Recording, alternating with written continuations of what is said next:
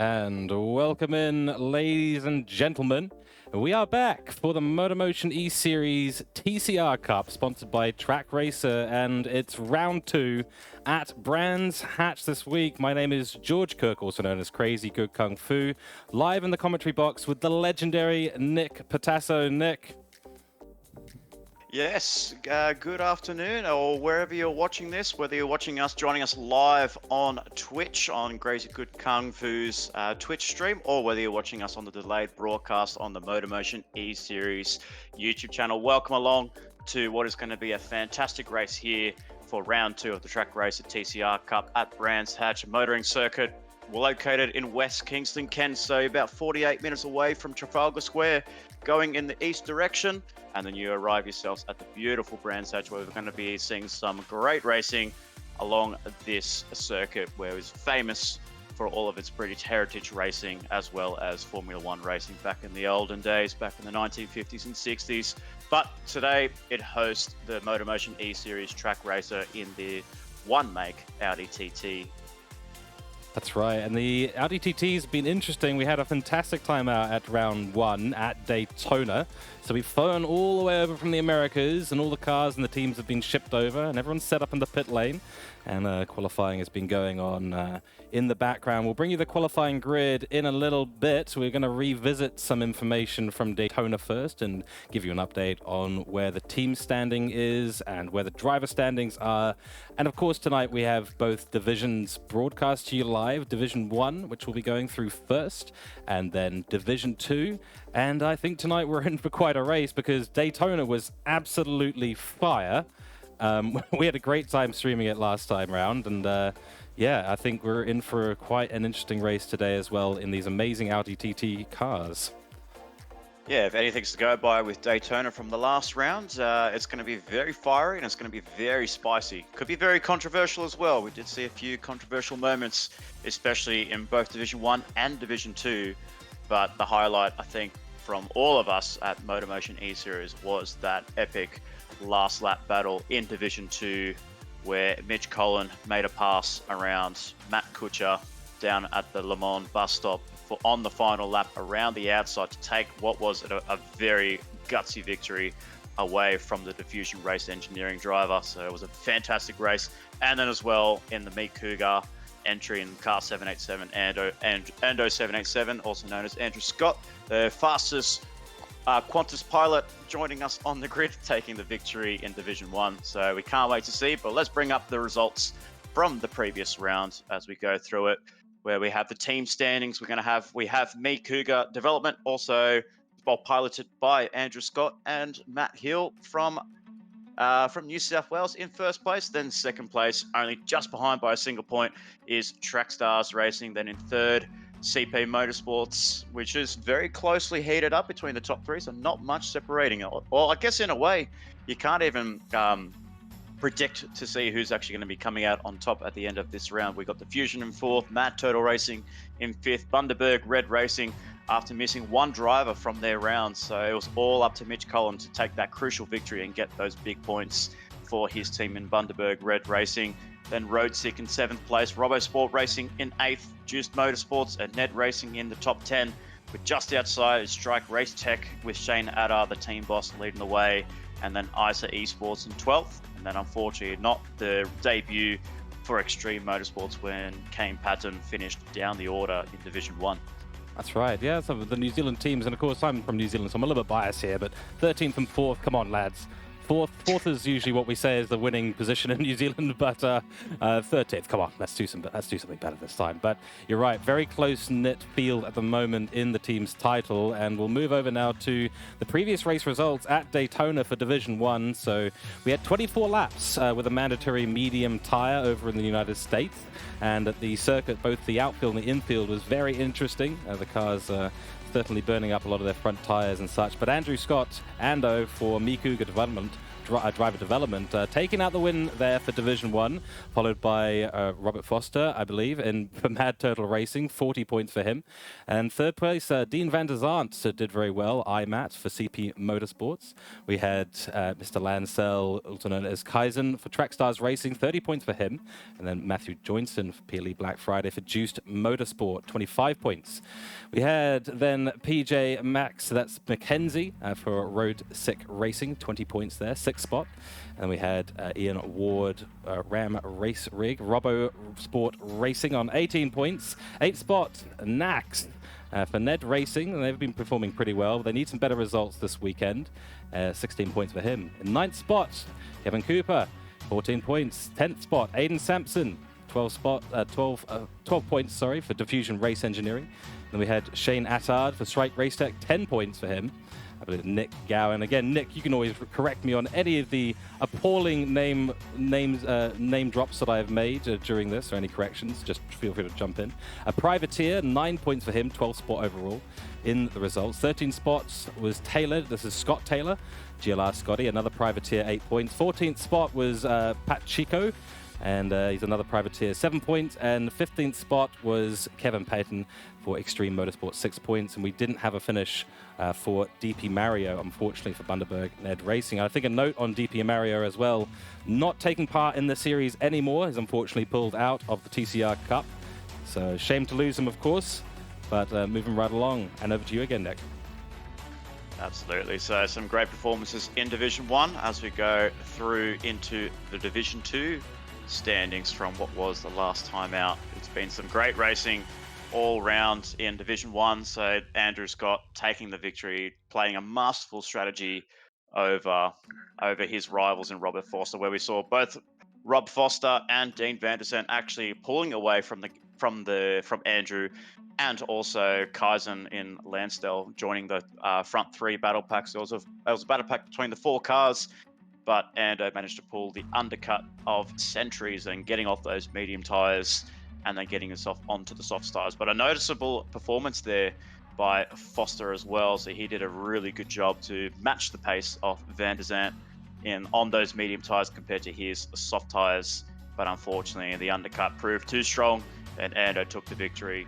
And it was a great racing amongst all our Division 1 drivers. But here's the official entry list that we have tonight here for Division 1 for round 2 at Brands Hatch. We have, unfortunately, as broken the news by George, DP Mario, unfortunately, is no longer able to join us tonight for the racing here at Brands Hatch. So he's unfortunately had to withdraw his entry.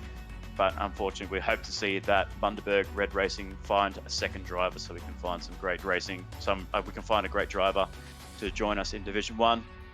Then in car 132, Dean van der Zandt for CP Motorsports, followed by Adam Sanson in car 21 for Diffusion Race Engineering, the Kiwi, trying to get his team and his team up towards the front come at the end of this round. And then we have Kevin Cooper in car 575 for ISA Esports, and then we have car 777 Matthew Joinson, who we all know familiar in the Player 1 GT3 Championship in Lobby B. Then we have Robert Foster in car 270, Andrew Scott in 787, Naki Nax in car 66 for Ned Racing, and then we have car 211 Peter McKenzie for Road Sick Racing, and then in car 77 is going to be Ian Ward for RoboSport Racing. Car 81, Shane Ardard for Strike Race Tech, the owner, trying to pull his way through up the field and hopefully get a better performance for Strike Tech Racing. Then we have Tyler Lansdale in car AAA for Trackstars Racing. And then car 23, Kane Patton, hoping to get his reformed team in Extreme Motorsports up the field and up the order. And then car 37, Scott Taylor, the privateer, trying to get his way up the field and try and get some valuable points as the privateer driver. And then we have Nick Gow in car 29, and then in car 773 we have Mark Pacheco in the lovely, beautiful Vodafone livery as we once saw in the Triple Eight from 2007 all the way up to 2010. Correct, yes. So it's quite a stacked grid in Division 1. All the drivers are very, very fast, and we know that our 12,000-foot pilot, Ando, he'll be at the front and challenging for the win once again today. And I think it's all going to come down to strategy today, Nick. We've heard of about 3 different strategies going around. There's a one-stopper on the soft tires. There's a medium stop strategy where you start on the mediums, run long, and go for a fast stint on the soft tires. And a third strategy, which is to run 3 stints, 2 pit stops, and all on the softs, but for a shorter period of time. So I'm not quite sure which strategy we're going to see as the top strategy today, but yeah, I think it'll be quite interesting. All the qualifying that's happening at the moment is going ahead on the racing soft tires, and we will very shortly bring you the full starting grid in qualifying, and we will switch over to that right now. So qualifying has ended for round 2 of season 1 of the TCR Cup, sponsored by Trak Racer, and we have our grid order. It is Robert Foster with Tyler Lansdell in 2nd place, and then we go down through the order. Sorry, I do apologise for missing out. We're gonna jump back and make sure we catch that, because it's quite important. So we'll go through this one once again, and the video is a little bit quick for us. Go ahead. There we go. So we've got Robert Foster taking out pole position ahead of Trackstars Racing, Tyler Lansdell, Andrew Scott in 3rd, and then Dean Vanderset in 4th place. So the top 4 from the previous round are occupying the top 4 positions. And then we have Ian Ward, Aidan Sampson, 5th and 6th. And then Kevin Cooper, great qualifying for Kevin Cooper to be up into P7 with Mackenzie in P8. And then we have Naki Nax in 9th place. And then in 10th place, Matthew Johnson for PLE, Esports, Juice Motorsports. And then we have down towards the order, and then we have Shane Addard in 11th with Scott Taylor in 12th place.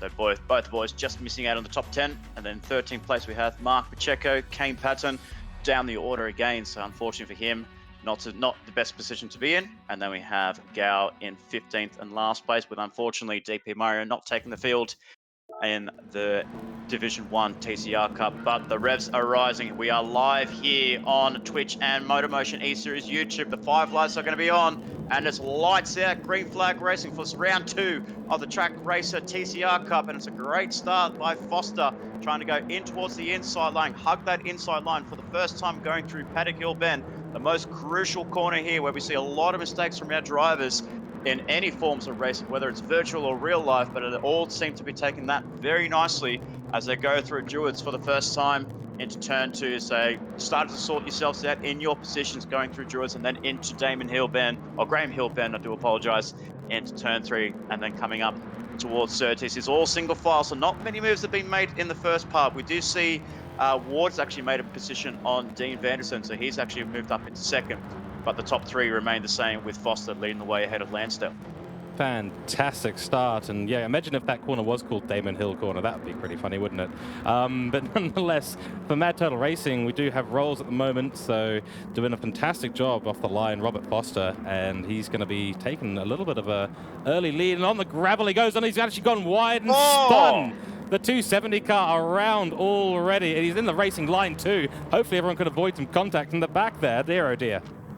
Oh my goodness, and that is a big mistake. That's the first mistake we've actually seen from Foster in any racing that we've seen in MotorMotion E-Series, whether it's a Player 1 or Surefire Supercars.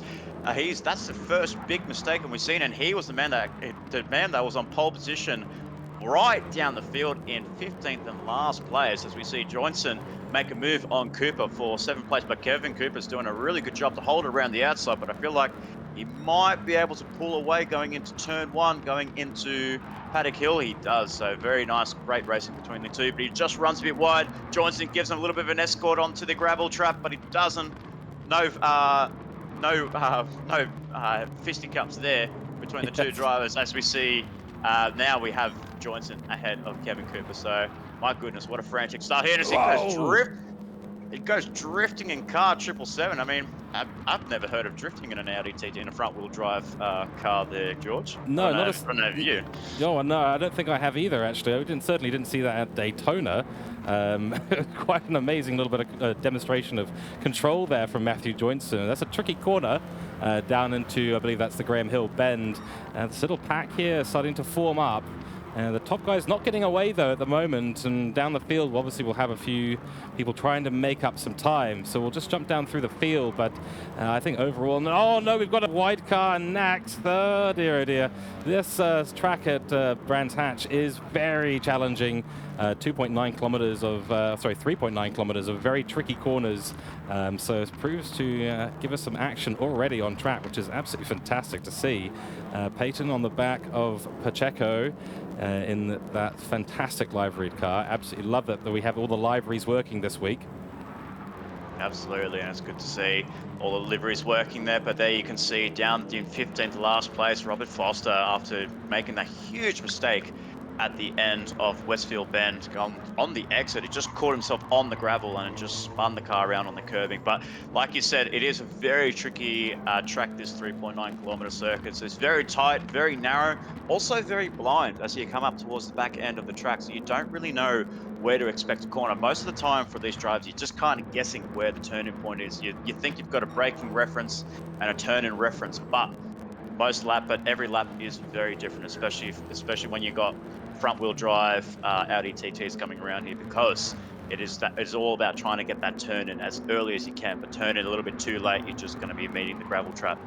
Yeah, we do see the slip angle being used quite a lot. So for those of you who are not in the know, as you turn in, get off the brakes, you want that car just to slip out, just the rear to slip out just a little bit. It really helps the turn, and you can get the power down a little bit earlier as well, which is absolutely critical. I know that there doesn't seem to be many straights in the circuit, but everything that's not a small straight is absolutely flat out on the accelerator for these cars, and it's going to prove a challenge, I think, for all the drivers, despite the skills that we have here in Division 1, to keep these cars in a straight line. And Nick, you make a great point. It's just absolutely blind around here for the most part. You're absolutely right when you say you think you've got a braking marker, you think you've got it absolutely nailed, and then boom, suddenly you are flying outside of the racing line and not hitting the apexes as you need to.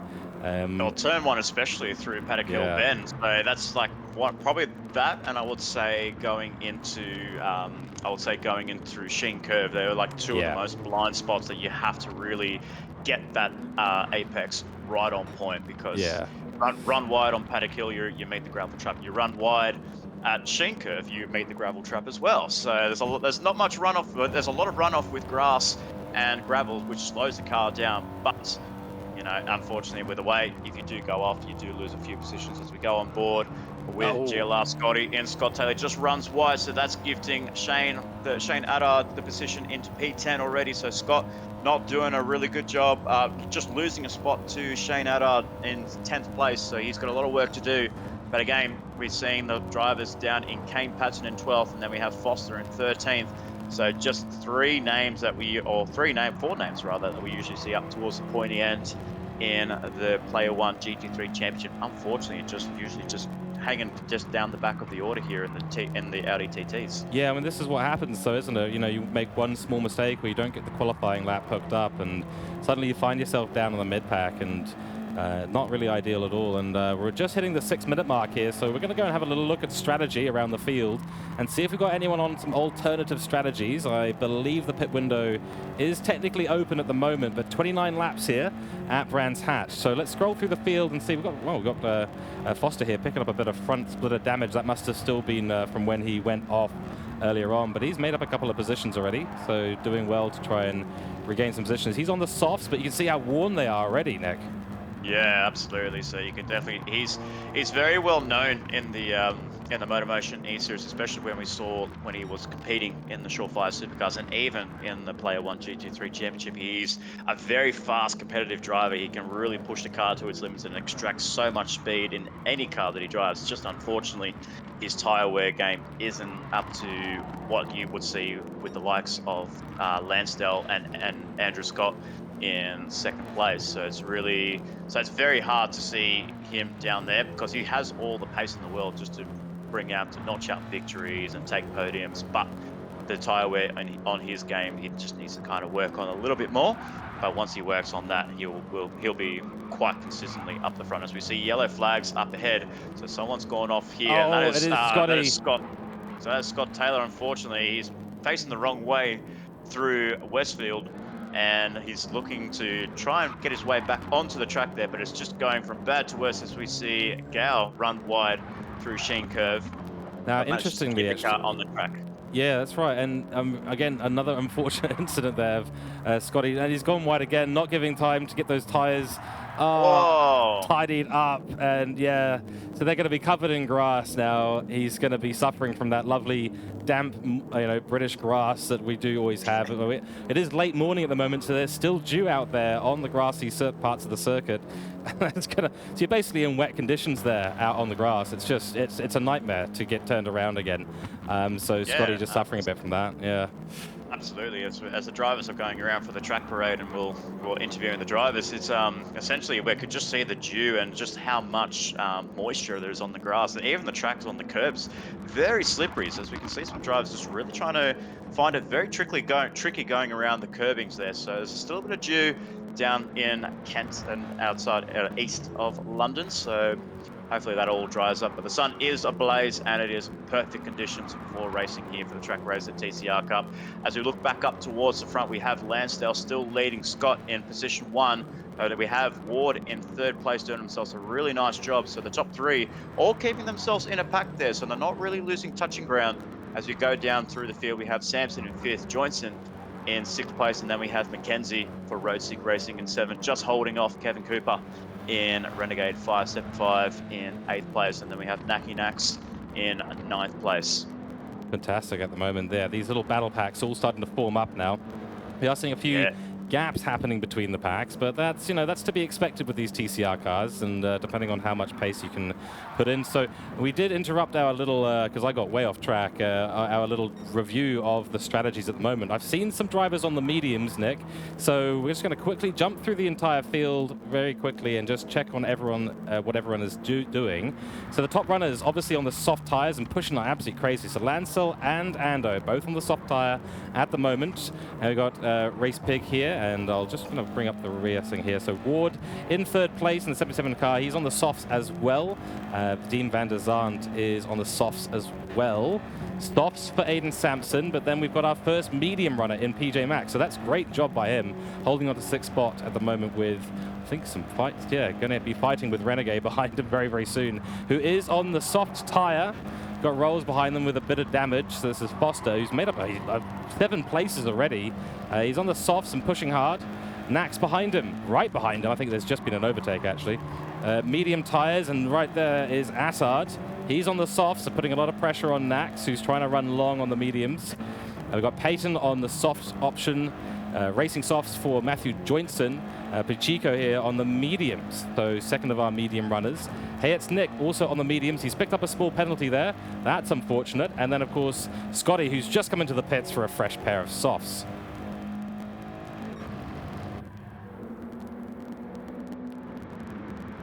So great stuff by all the races at the moment. And I will just quickly say a shout out to everyone in chat at the moment. Thank you all for joining us in the grandstand today for a very sunny morning at Brands Hatch. We've got another, correct my math here, but another 21 laps to go. So still plenty of distance, and we've been discussing exactly what strategies might be at play today. There's a couple of one-stop strategies where you have to really extend on the soft tires, or start on the mediums and go softs late in the race. And the other option that we've been thinking about is the 2-stop strategy, stopping twice to get soft tires. The only tire that is mandatory today is the soft tire. So we'll see what everyone ends up choosing. It's going to be very interesting because what I'm seeing here with Scott behind Lansdale, you can see that if you compare the tyre wear between the two drivers, you can see how much of a difference Ando's actually saved. So he saved a little bit more compared to Lansdale, but when you sit behind somebody, taking that slipstream and saving that fuel, and Scott is also very widely regarded as a tyre whisperer. He's doing a really good job just keeping to the rear wing of Lansdale for Track Stars Racing Audi TT ahead versus the Cooke Driver Development car 787.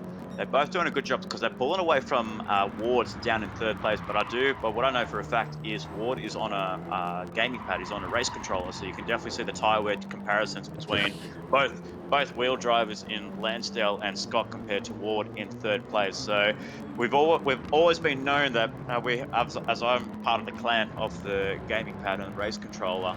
That controllers for front wheel drive cars is not the best combination in the world, I must admit there. But I will say, as you're running down through the order there, I want to jump over to Van der Zandt in fourth place. His tyre wear is absolutely incredible. Look at the amount of tyres that he has saved compared to the top three. It was you can see Lansdale and Ando, and then you compare Dean Van der Zandt in car 132 for CP Motorsport, sponsored by 3D Wrap. He's done a very good job saving those tires. He's not pushing. He's not setting blistering lap paces. His last one is in the 1 minute 30s, a couple of 1 minute 29s, but they're high 1 minute 29. So he's not really pushing that car to its absolute limit. And he's not far behind. So he's probably I would say about 5 seconds behind the race leader. Yeah, he's actually really keeping up so well. Something he's proven to do very well in the GT3 Cup Championship as well for MotorMotion E-Series is looking after his strategy. And so he's just holding back. He's not pushing. He knows that the guys at the top are going to be forced to do an extra pit stop if they're not careful. And yeah, I mean, just the tire wear, it's just the saving is incredible. And he's saving on fuel as well. He's not even really in a massive slipstream position either, kind of in a bit of a doldrum there. Close enough, I suppose. He's getting a little bit of the advantage, but I don't think he's getting any deleterious effects at all from being that far back or that close, to be completely honest. And yeah, exactly. Just an amazing job. That's exactly right. And then we go down through to fifth place, Aiden Sampson in the Diffusion Race Engineering Car 21. It's much better performance compared to what last time out at Daytona Road Course. He's sitting up very nicely in fifth place. So some good positivity for the Kiwi team, and for you to cheer on as well. But we see PJ Mack coming under pressure from Kevin Cooper, sends it around the inside. Mackenzie's going to go wide, runs the car wide, but he holds the traction with those medium tires, having a little bit more grip. But Kevin Cooper's going to go, unfortunately, not around the outside, not onto the inside line, rather. So Mackenzie winning that one over Renegade. But we can see even Cooper's actually done a really good job with his tires. So, but you going as well from the previous comment with the tire strategies and the pit stop strategies, drivers have to be wary that the pit stop transit time is not that long around Brands Hatch. It's only about 10 seconds with a tyre change. So I wouldn't be surprised if we actually see drivers coming in for, I would say, a potential two-stop, because that could be the winning strategy, because the undercut is very strong around here. And as we say that, we have Andrew Scott coming into the pit lane, taking advantage of that. But when you are caught in traffic, this is where the mechanics need to come out and really get him a very fast pit stop. Don't want to be caught up into traffic. He's behind Sampson, and there you go. He's got some clear air between himself, Sampson, and Mackenzie in fifth place. What a pit stop that was. Great job by their engineering pit crew there to get him out quickly, and I think he's timed that to perfection. So this is exactly what we were talking about, maybe 9 or 10 laps per stint on the softs. You get to use the softs like absolute crazy, and you don't really have to worry about the overall strategy, because as you said, just look at the times there. Pit lane in, you lose almost no time. On the outlap, you're going to lose maybe another 10 seconds there at the absolute maximum. So, running long seems to be maybe the wrong option today. So I feel for all those medium runners who have started on the mediums, because that medium tire is going to be beyond suboptimum by the end of this race, it seems. Might not be the best racing solution, might not be the best racing strategy, but we'll have to keep an eye on, especially with Mackenzie. But what I did notice there was Cooper in 10th place actually came in for fuel. So something's happened here as we come down to 12th place. Foster's come into the pit lane, but I did not see any mechanics down there changing his tyres. So something must have happened there in the Mad Turtle Racing Car 270. So again, some miscommunication here. For the first time we've actually seen a MotorMotion Track Racer TCR Cup, there's a driver in Robert Foster has pitted to fix his damage, but hasn't changed the tyres. So what is going on? What is the developments down here for Mad Turtle Racing? Yeah, it's very, very bizarre, because, if you've got tyres that look like that, you would be straight into the pits to change them very specifically. But you're right, the front damage has indeed been fixed, so he's been through the pits, And whoa, yeah, see Oh, the tire. Yeah, he's got to come in. I think he's made a huge mistake. And you're right, a miscommunication. Oh, he's getting sideways into the pits as well. What on earth did we just see?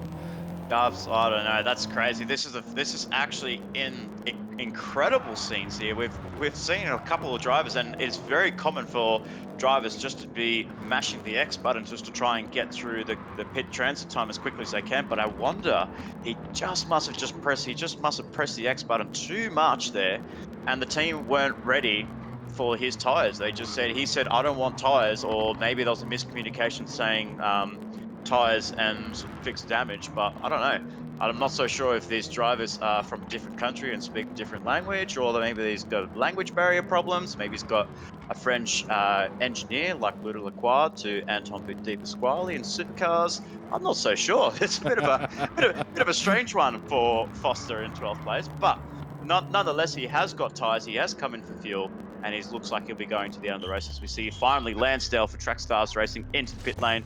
Car 888 there, as we see Anna coming onto the pit straight for the 12th time in succession. Will be taking that lead. Well, actually, no, he was actually behind. He was behind, yeah, so he was in second place, and he's come in earlier for a stop, right? And he has managed to do a brilliant, correct me if I'm wrong, brilliant undercut here, getting out on track with fresher tires and putting in some brilliant lap times. Wow, great move there by Ando. He's leapfrogged him by a significant amount. Yeah, but just remember as well, Scott hasn't actually put fuel in his car. So I was about to say that we did see Lansdale did put fuel in his cars, and also Cooper for ISO Esports. They put fuel in their cars. So they're playing the early game of putting fuel in nice and early. So then all they have to do for the second stop, they just come in and they just do a tire change and try and spend less time in that pit lane. So Lansdale's got a bit of a different strategy compared to what Andrew Scott's got in second place. But Dean van der Sart for CP Motorsports is leading the way now on lap 13 of 21. So not even halfway yet, ladies and gentlemen. We're almost there. But Dean van der Sart might be looking to come into the pit lane pretty soon. But I will say, with this tyre wear, he's doing an incredible job there. So I wonder, is it really necessary for him to come into the pit lane? Because yes, he's getting caught by Scott in second place. Yeah, but if he keeps this up, and he might be able to get to lap 15, and you do a little bit more fuel saving, he could definitely make a one-stop work around this track. Yeah, I think it'll work, but I think the question is, how much time is he losing on all of these laps? Now he's really pushing back into the 29s, so I think he's planning to come in soon. He's just going to use the rest of those tires now and absolutely push. But I'm just looking at his previous laps. They're all in the 130s and a 131, in fact, on lap 11, and probably a few more on another one on lap 12. So you're probably wide there. He's probably lost already to the leaders, probably something like 8 or 9 seconds, which, as we said before, is getting close to the pit loss. So is it actually going to be worth it on the one-stop strategy?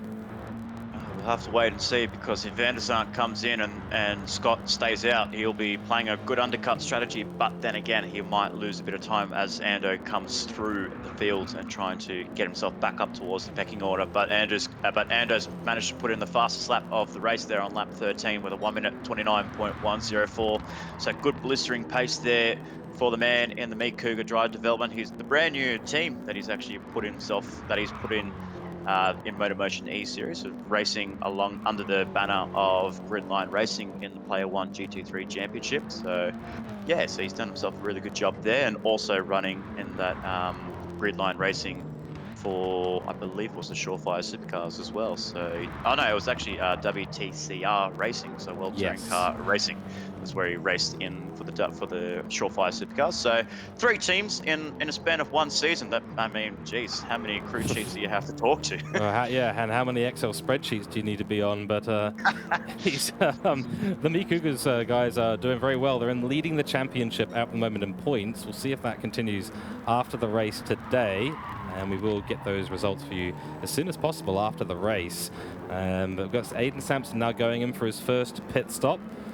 Behind him, so he'll come out probably around 7th or 8th spot, maybe between Race Pick here and Renegade in the 575 car, although he's been very closely followed now by Sir Ditz. So will he do a little lunge there up into Druids? No, thinks better of it. Good choice, but He's on fresher soft tyres. He's got very little fuel though, so maybe he's also thinking about the 3-stop strategy. And I can see why the 3-stop is starting to look pretty appealing for some of these guys. Lower fuel run and maybe one or two of the stints, but you'll be spending a bit more time in the pits refueling as a result. So, gosh, this is going to get very interesting towards the 28th and 29th lap as all of these strategies start to come together again. And yeah. Exactly right. As we see there, Samson's pulled into 9th place on his fuel strategy. So he's fueled right to the end, but I feel like he may need to come to the pit lane for one more time. But he's on lap 15 of 29 there, so I wonder maybe he might be thinking about the 1-stop. But as we say, he might be losing time as we see a change for the lead there. So I did see the names go up. Ando 787 has actually pulled through. So Scott has pulled through to Brabham Straight. Must have made the move on Clark Curve going onto the Brabham Straight. But now he takes the lead on lap 16 of 29, encountering lap traffic from Nick Gow. Oh, he's going to be hampering his progression there. So Gow's just in the way for the Cooke Audi TT, but he finally gives way to Scott in first place, but holds up Vanderson, and Vanderson's run wide, or just almost holds that car through Graham Hill Bend and on turn 3 there. So I think it's now time for Vanderson to come into the pit lane. He's done more than half race distance on those set of tyres, so he needs to come in for tyres and fuel and really get the hammer down if he wants to take victory this evening. Yeah, that last lap, a 131.8 for Dean van der Zandt, and the fastest lap going to Foster in a 128.7. So that's nearly that's the 3-second difference on track. That's a third of the pit loss. He's got to come in. I mean, extending the strategy is very impressive, but you know, he's going to try and go for a very fast 13 laps after this. He's got a lot of time to make up, I think. Absolutely, and I think now he knows that Scott's got past him. He now has to see boys. Yeah, I can hear him through the radio. They're calling him at the end of this lap, and it's needed. It's well needed, because look at that front left tire. That is absolutely shot. Oh, it looks like he comes through a very late call there. So I wonder if I heard the team call him into the pit lane, but I thought he was thinking, maybe I'll just do one more lap, boys. Why not?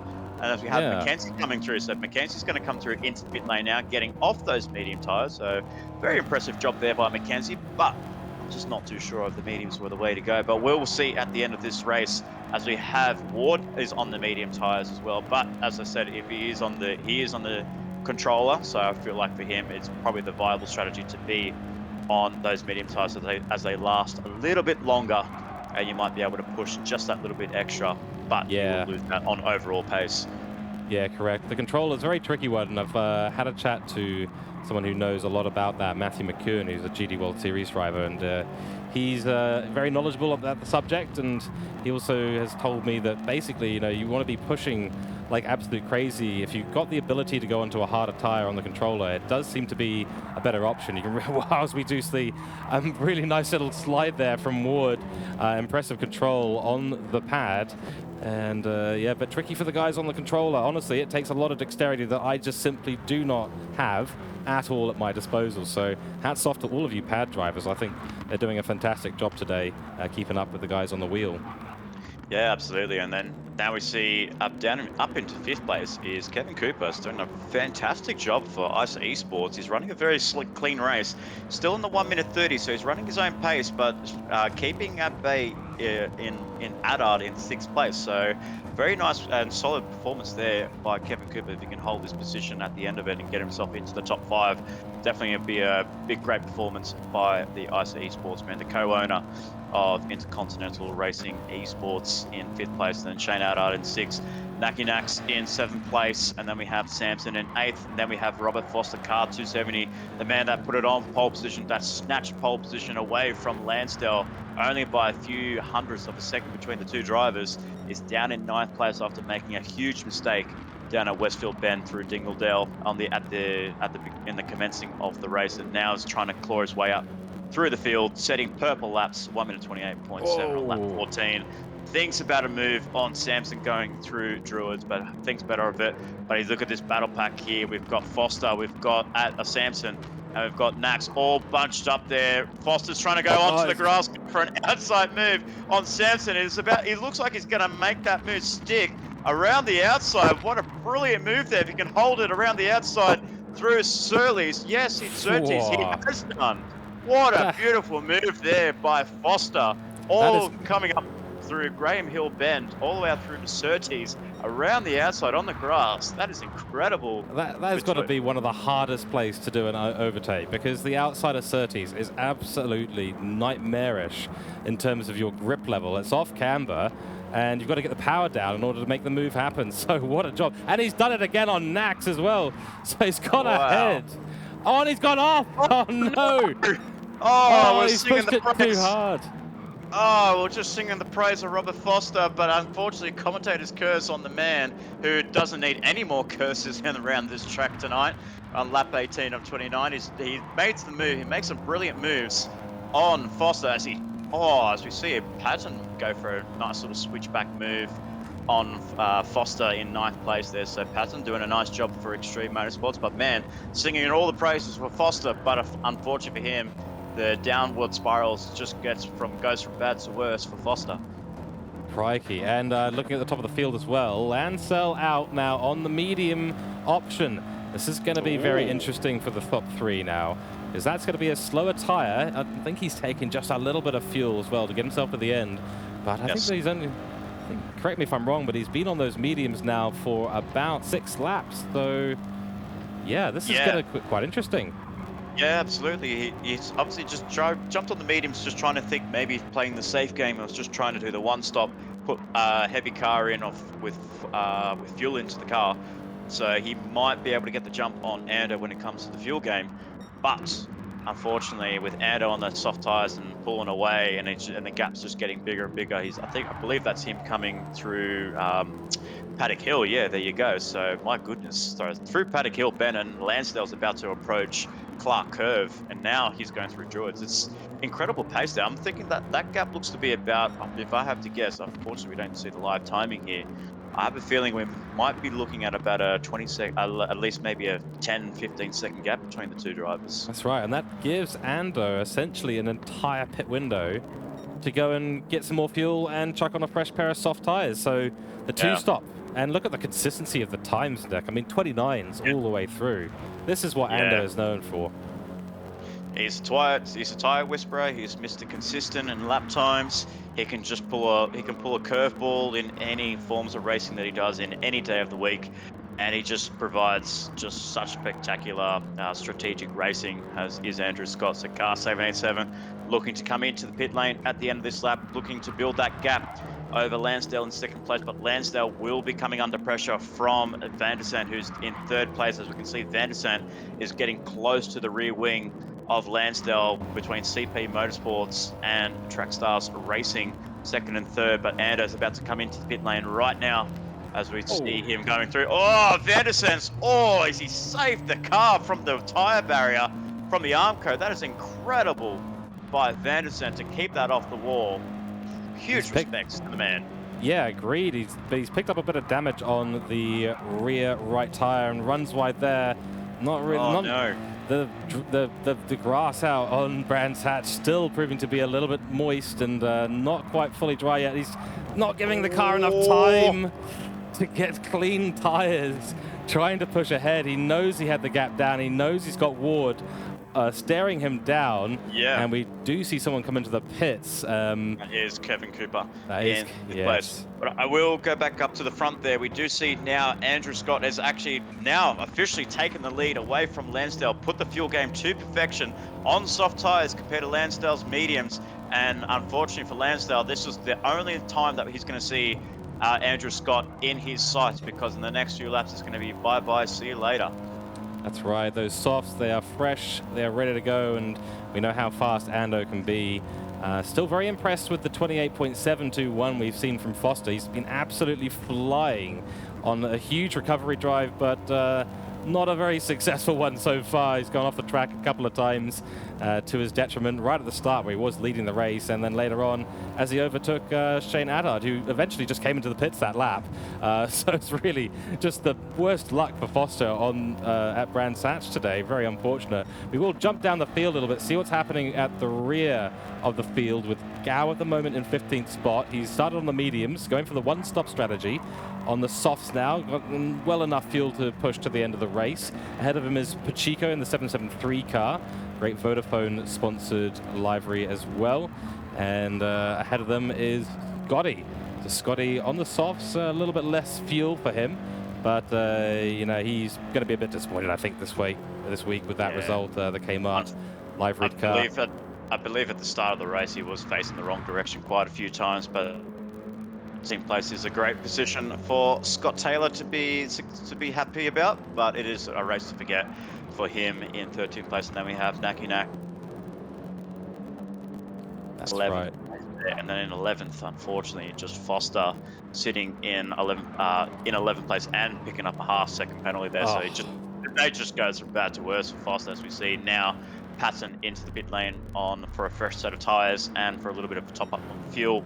Does he come out ahead of Foster? No, he doesn't. So he'll sit in right behind Patton, behind Nax in 12th place.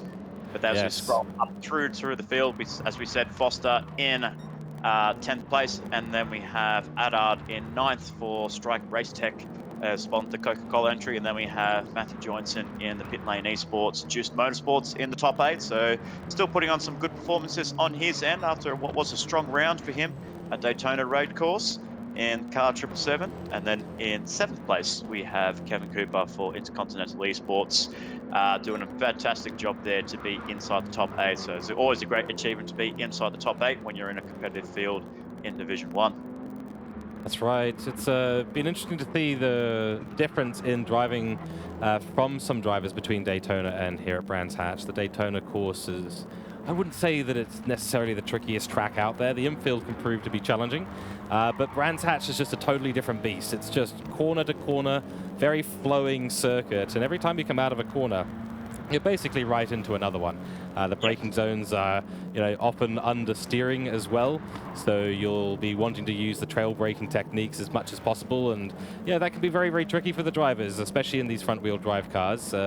Getting that rear out is very, very easy. So, especially through corners like Druids, I've always struggled with that corner. In fact, especially in these sort of front-wheel cars. So. Yeah, but good overall job from most of the drivers on the track, and the top 5 certainly looking very, very strong, and on to finish with some great points today. Yeah, absolutely. As we saw there in 6th place, PJ Mack in Peter McKenzie, he's done a fantastic job. Was one of the drivers that started on the medium tyres, and he's got some fresher softs compared to Aiden Sampson in 5th place. So he'll be looking to make a move on Sampson towards the end of this race with only about 7.5 laps to go. But as well, in 4th place, we have Ward for RoboSport Racing on those medium tyres, and is losing time to both Sampson and McKenzie in 5th and 6th place. So this could be a spicy finish for 4th place. Come to lap 29. But then 3rd place we have IMAT, who we saw have a little bit of a moment there, a bit of a heart and mouth moment at the exit of through Westfield Bend, is struggling just to catch up a little bit with that damage on the right rear tyre, and trying to do his best to try and get as close as he can to Lansdale, who is on the medium tyres in 2nd place. But there might not be too much of a gap between the two drivers, because Matt is still putting in a pretty good time. Van der Zandt is still putting in some good times, even with a broken right rear tyre. But Lansdale hasn't lost too much sight of Scott in 1st place. But yeah, I think his challenge is now just to try and solidify P2 at this race, but also be wary of Van der Zandt on those soft tyres. Yeah, too right. And I think Dean has been carrying that damage now for something like 4 or 5 laps.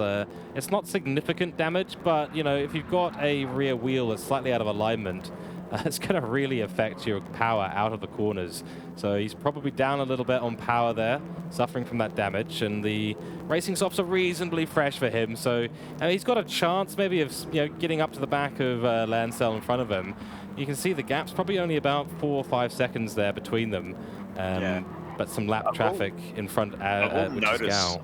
I have noticed as well, between the 2 lap times, we saw Van der Zandt was actually, his fastest personal best was a 29.1. So he's only 4 tenths away from the fastest lap set by Robert Foster in the first half of the race.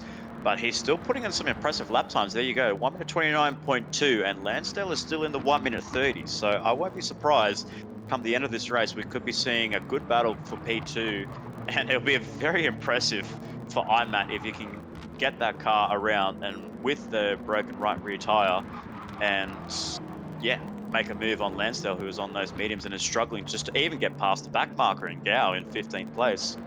Yeah, so we've got 3 strategies in amongst the top 3. A 2 stopping Ando, a 1 stopping soft and medium from Lansdale, and then Matt here, who's done, correct me if I'm wrong, Nick, but 2 soft stints in this race.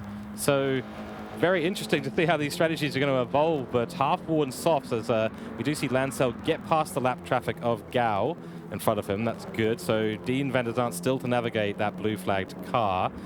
Gao probably could have gotten out of the way a little bit sooner, but I don't think Lansdale is going to complain about a slipstream across some of these straights. It gives him a little bit more of an advantage with those mediums, and I think he's realizing now that with 5 laps to go, Dean is starting to get a little bit larger in that rear mirror.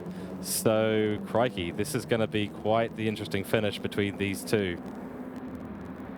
So Lansdale still holding on to P2 while Andrew Scott leads the way on lap 26 or 29. So 4 laps to go here for round 2 of the Track Racer TCR Cup Division 1. Putting on a great show here for us this evening as Andrew Scott leads the way. Lansdale holding on to 2nd place on those medium tyres, but right behind is Dean van der Zandt for CP Motorsports. Needs to negotiate this traffic in Nicholas Gao in the Hankook sponsored Audi TT Group 4 entry as he starts to go for the inside move. So tries to get the move. Oh, Gao's not making it easy on him. So Gao's just like, you want the position, take it, son. But I'm going to fight you for it. And you can see there, he's flashing the headlights there as he tries to even go for an inside move there on Van der Zandt. This is trying to stick the nose in. So that's a bit of a very interesting, why? Agreed. Why? I mean, we have blue flag rules. The marshal's been waving the blue flags at Gao for the last lap and a half, telling him, dude, you are literally in the middle of the fight for first place. We do have rules in the TCR Cup that say that you do not go and race people who are ahead of you on track, as it does compromise the race. So to then look up the inside at Surtees, which is would have been probably one of the silliest places to try an inside move. Not to say that Gao isn't a fantastic driver. Of course, Division 1 drivers are all incredibly skilled, but I don't think that was really cricket there. Unfortunately, probably not the best move there for Gao, but as we go on board with Dean van der Zandt from CP Motorsports, let's just see what it's like to go around this 3.9 kilometer circuit. So enjoy the view for the Track Racer TCR Cup Division 1. Taking you for a full lap is Dean van der Zandt hunting Lansdale for P2. You know, it's rare that we get this kind of weather in England. It's sunny. It's actually looking kind of pleasant out there. I believe it's about 18 or so degrees Celsius. So very, very nice. Good driving conditions out there today. The track's looking quite optimum in terms of its grip level. And do see going there through Graham Hill Bend up into Surtees. This is where we saw a little bit of action happening beforehand. Some impressive overtakes. The Foster taking this area as the optimum place somehow to go for an overtake and swerving on the road here. We do have Lansdale. This is getting spicy, Nick. Absolutely, coming through Hawthorne Bend. Lansdale just hugging the inside line, not making any moves there, but van der Zandt's going to sneak a nose. He's got an overlap on Lansdale. The door closes pretty close, pretty tight there, but it's very narrow to make a move there without any incidents incurring. And then through Sheen Curve on turn 7, and then coming in through to Stirling's at turn 8. He's still behind Lansdale, but there's only going to be 2 more laps to go, so he's got 2 more laps to try and make that opportunity to get into P2 and put himself in a great performance, in a great position at the end of this race here. But you can just see the amount of grip that van der Zandt has got over Lansdale. It's incredible the traction that he's got. But coming through onto Brabham Straight through Paddock Hill Bend for the 20th time, the second last lap. So Dean hasn't got much opportunities left, but he's got a little bit of a run there. Lansdale goes defensive right there. It's just going to hold the inside line. Van der Zandt's going to have to go the long way around the outside with much fresher tyres and grippier tyres. They're going to go side by side through to Graham Hill Bend. Van der Zandt looks like he's got the inside line and will take position 2 away. He runs wide at Graham Hill, but he looks to keep that position steady. And van der Zandt's keeping P2 as Lansdale thinks about an inside move through Surtees. Not going to happen there, unfortunately, but van der Zandt takes P2 away for CP Motorsports ahead of Trackstars Racing Lansdale. What a little sequence of corners we just had there. The racing mediums that are worn out, just having absolutely no grip at all. Even the worn softs having a mile more grip on track. You just see that. I mean, Dean was just all over the back of Lancel in that last lap. But fantastic racing from these two. Very respectful. Very respectful racing, or some good defensive driving there by Lansdell as well. So he's done very well, just very fine margins there, but he did the right, but he held his own and he managed to keep that inside line nice and tight there. But we have another battle pack brewing at the background here. It's incredible scenes here. We've got Pig trying to fend off from Mackenzie, who came in for very fresh soft tires. This is one I wanted to keep an eye on, but look at those tires on those mediums from Ward and Robert Sport. They are absolutely shot, and he's got to do one more lap around this circuit. I don't know if he's going to be able to keep Mackenzie behind him. There's so much battling going on through, and Mackenzie's just got a good overlap coming onto the Brabham straight, and coming on to the 29th and final lap here. He's going to look to make a move going through Paddock Hill for the last time. Ward goes very hard defensive lines there. Oh, very tight squeeze there. It unfortunately pushes him a little bit wide there. Very close snap there for Ward, but Mackenzie comes through. Sampson's going to look for a move through Druids as well. Does he get that move on Ward? No, he doesn't. He's 6 behind him. He's going to go side by side through Graham Hill. Is he going to go the long way around the outside? He does, and he makes that move for P5. So Ward unfortunately loses to position, and he's pushing Gao wide onto the grass there. So again, Gao's putting himself in a position where he doesn't need to be as a lap driver. And wow, he's lost 2 positions there. He's going to lose a position to the lap driver in Gao. But man, so much action over these last few laps. But we will have to cut back towards our Andrew Scott, who's coming on to through Clark Curve for the final time at lap 29. It's going to take victory yet again. It's 2 in a row for the Me Cougar Driver Development Car 787. Andrew Scott takes the victory for round 2 for the TCR Cup, sponsored by Trak Race in Division 1. Well done to Andrew Scott in first place. And then what a great drive by Dean van der Sar. Flashes of the headlights for a top performance there by van der Sar in P2. Lansdell holding on with those medium tyres in P3. And then PJ Mack in 4th place. Wow, what a last lap move that was for Mackenzie in 4th place for Road Stick Racing. Top job from him. Soft tires behind him. Aiden Sampson, and we've got the lap car of Gao, who will finish as well. Maybe he's got another lap to go through and do. Ward behind them, losing out in that battle. Look at those medium tires. Absolutely gone. So a very respectable 6th for him. Not able to stay in the top 5. And we got Renegade here, who takes 6th spot. We got Nax. He's gone across on the line in 8th spot, taking out the top 8. And then Sir Dids in 9th. Yeah, and then we have Kane Patton in 10th place, and then unfortunately the pole man, that was Robert Foster, finishes outside the top 10, George. That is absolutely incredible. That's gutting, mate. It's absolutely gutting. And then we have Scott Taylor in 12th place, and then Matthew Joynson actually down in 13th place. So something happened to him as we see his car's picked up some damage. Yeah, he's gone for a spin somewhere on that last few laps, unfortunately. So that is our Division 1 race. Absolutely spectacular racing there. I think we've got plenty to talk about.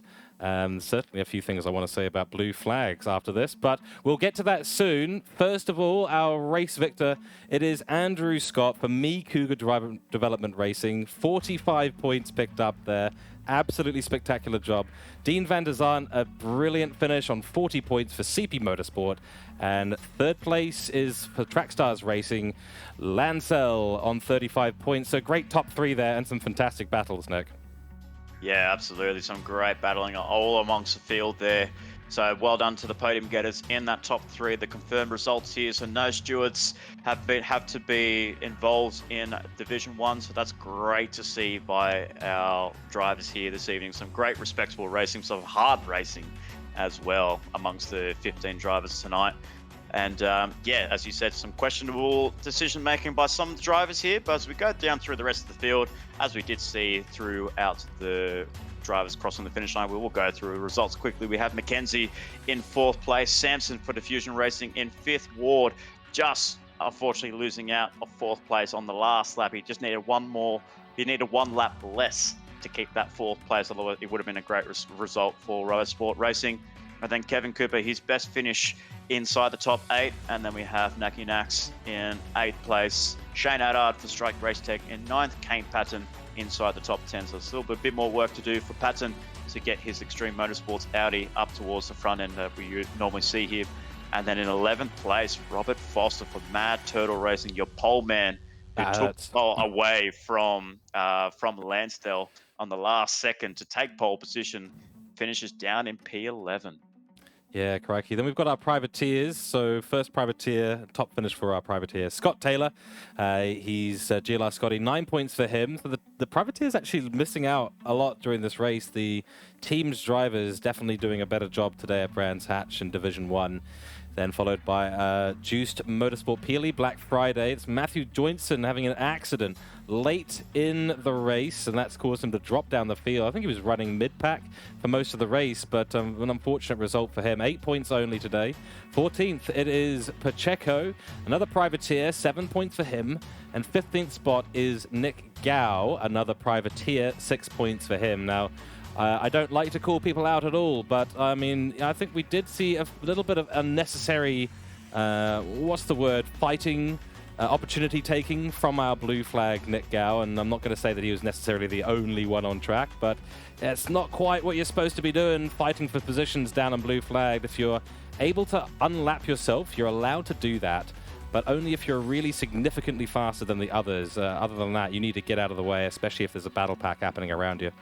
Yeah, unfortunately for him, he just didn't read the blue flags properly. Whether he was not getting the communications from his crew chief, but it is very visual. You can see the blue flags displayed around the track. You can even see the boards, the electronic boards displaying his car number and telling him to move out of the way, because he had both Lansdale and Van der Sar. They both made it very hard on themselves to actually make the moves around Gao. So unfortunately, there's maybe a little bit of behind the scenes talk that Gao will be talking with the stewards about his blue flags antics. But as we go towards the driver's standings, it is still Andrew Scott leading the way, taking 2 victories in a row from both Daytona road course and here at Brands Hatch, getting the full double points here. So 90 points clear, 90 points in the lead, ahead of Van der Sar with 77 points. Then Lansdale sitting nicely in 3rd place. So your top 3 in the standings, well, also the top 3 at Brands Hatch. And then unfortunately down there in 4th place,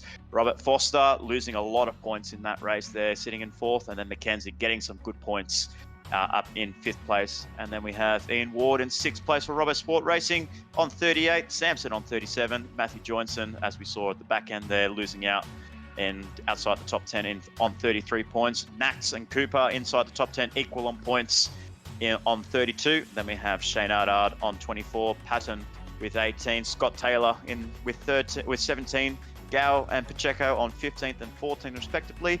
And unfortunately, the DNS from DP Mario, who's no longer racing with us here at Track Racer for the Track Racer TCR Cup, is down on 0 points. That's correct, and yeah, quite the battle going on for the top 8 spots now, and these are the overall standings now after the points have been immediately applied. Our race technology team are very quick to apply all the points, and having the stewards immediately report no major incidents, we were able to calculate these nice and quickly for everyone. So that is going to round out our coverage for Division 1. Very exciting racing, and I think we've got a lot to look forward to our favorite division, Nick, which is Division 2.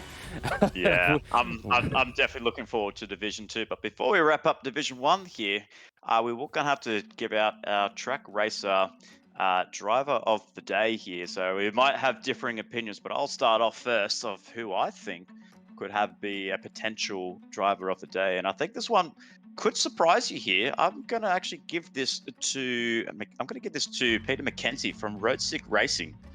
He did a very fantastic job there. Ran a very different strategy compared to the rest of the field here. Running on those medium tires, running the long game, putting in some good laps throughout his first stint, and then on that second stint, making his way through on that final lap, getting that position away from Ward from Rover Sport Racing and sealing P4. A great result for Mackenzie. So Mackenzie is my driver of the day. Yeah, I think that's a really good call, to be honest. I mean, the medium strategy, we were talking about it earlier. We were basically saying that, ruling out anyone who was on the mediums going, it's too slow. You're not going to Yeah. make it. But to have such a good recovery drive, well, not even recovery, just to manage your strategy so well, I think Mackenzie absolutely proved today that he's got the strategic mind to make it happen on track. And that's where it really counts. I don't think I can disagree with you there, Nick. I think that's a great choice for driver of the day. And so driver of the day today for Division 1 is going to be Mackenzie. Great job for road sick racing by him. Absolutely. So well done to all of our drivers in Division 1. So stay tuned as we are about to bring you all the coverage from Division 2 for the Trak Racer TCR Cup here at Brands Hatch. Don't go away. We'll be joining you guys very soon for what will be an exciting division and a round 2 race, a race that we can't forget. So sit back, grab yourself a drink, grab some food, and join us as we bring you Division 2 very shortly.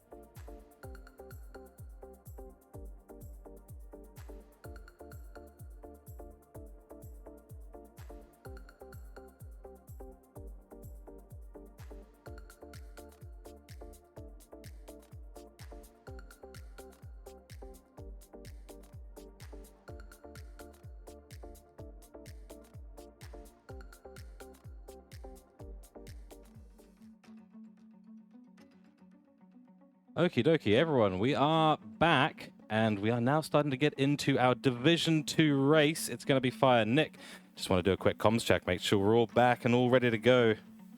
We are ready to go here, my friend George. We are ready to go. We're going to get ourselves all prepped up for round 2 at Brands Hatch for Division 2, which sparked some awesome racing back at Daytona as we go through the results screen. We have Mitchell Collin in first place for Bundaberg Red Racing, pulling in a spectacular outside move. I still can't get over that overtake that he pulled on the last lap on lap 24. Some absolute magic. No, I don't think we've ever seen a car do that, honestly. No. It was just ridiculous. Absolutely not. So he did it well. He got around the outside ahead of Cooke, who finishes in P2. And then in position 3, we have Nothingham, the privateer driver, in 3rd place. So a nice result for him to finish in P3. Then we have Ricky Rick in 4th for Track Stars Racing in 4th place. And then we have Ben Churchill in 5th place, Stephen Harrison in 6th, and then Sean Parker and Britnell 7th and 8th place.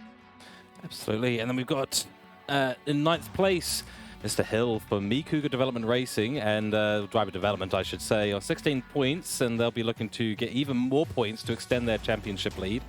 Karma Foster rolls 2.0 for Ned's Racing in 10th spot on 12 points. 11th position for Hamilton, Mad Turtle Racing, going to be looking to get up the grid this time in that top 10. We've got Hui, privateer, first of our privateers, finished 12th at Daytona. Good result overall. Had some interesting things happen on track for them, but overall a solid race. Middle Miss, I think we had a few incidents with Middle Miss last time, a couple of spins. 13th place, the slightly cursed position for Juice Motorsport. And then in 14th place, we've got Hasseldine for Extreme Motorsports. So not at the back of the field this time for the Kiwi team. Looking to consolidate some better points this time round at Brands Hatch. 7 points at the moment, well, since in last race. And then Jason Bruin for ISA Esports. And rounding out the field there. And not finishing was Bolton, another privateer, who is going to be another person that is unfortunately pulled out of the TCR Cup. So not going to be racing with us, sadly, which is a bit of a shame. But nonetheless, we still have 15 people on the grid, and we'll move over to the current standings. Well, as you go from standings to race, nothing changes, ladies and gentlemen. So we Literally still have Colin, literally the same. We've got Mitchell Collin still in first place, ahead of Kutcher and ahead of Nothingham. So the divisions and the racing is pretty awesome here in Division 2 for the Track Racer TCR Cup. So fingers crossed we can get some awesome action here at Brands Hatch as we run through the entry list for what we're going to be seeing in at least in the Brands Hatch race around here, as we have Car 30 and the championship leader for Bundaberg Red Racing, Mitchell Collin in Car 30, Stephen Harrison in Car 41 for CP Motorsports, Matthew Kutcher in 426, and Jason Bruin in 42. Then we have Middle Miss in Car 141, and then we have Greg Hamilton in Car 228. And hopefully he doesn't get the same luck as his teammate in Robert Foster from Division 1. And then Matthew Hill in Car 3. Hopefully for him gets a great result for him, just like he saw his teammate in Andrew Scott taking the victory in Division 1. And then Car 666 is Karma Foster for Ned Racing, one of the only female drivers that we have in the TCR Cup, I do believe, in Car 666. That is correct. Her teammate in the GD3 Championship, Super VT 2000, that's Monica Camilleri, is the only other female driver. So it's great to have both of them in. Continuing on the grid, we've got Charles Nathaniel in the 589 car. He is a privateer. And we've got Ben Churchill for Road Sick Racing, the number 8 car. The 83 car of Sean Parker, Robo Sport Racing, great livery, one of my favorites personally. And then the 55 car of Troy Britnell for Strike Race Tech. 28 car of Ricky Rick for Track Stars Racing. The 16 car of Hasseldine for Extreme Motorsport. The no-show, unfortunately, and the pulling out of Lee Bolton there, a privateer, and another pull-out as well, the 63 car of SK Hoey. And we've got to make a note on the 228 car of Greg Hamilton there, who is unfortunately not able to make it, and so they've been choosing a reserve driver, Mad Turtle Racing, and that will be Squirrel 18, none other than Jeff Bruin. So we'll see exactly what happens as we're going to move towards getting ready for qualifying. It has been happening in the background, so we'll get to those results very, very soon. But we're going to be seeing some similar strategy calls here in Division 2 this time out. And before we get into the qualifying results, which are just coming up very, very soon, I have a quick mention of our sponsor, Trak Racer.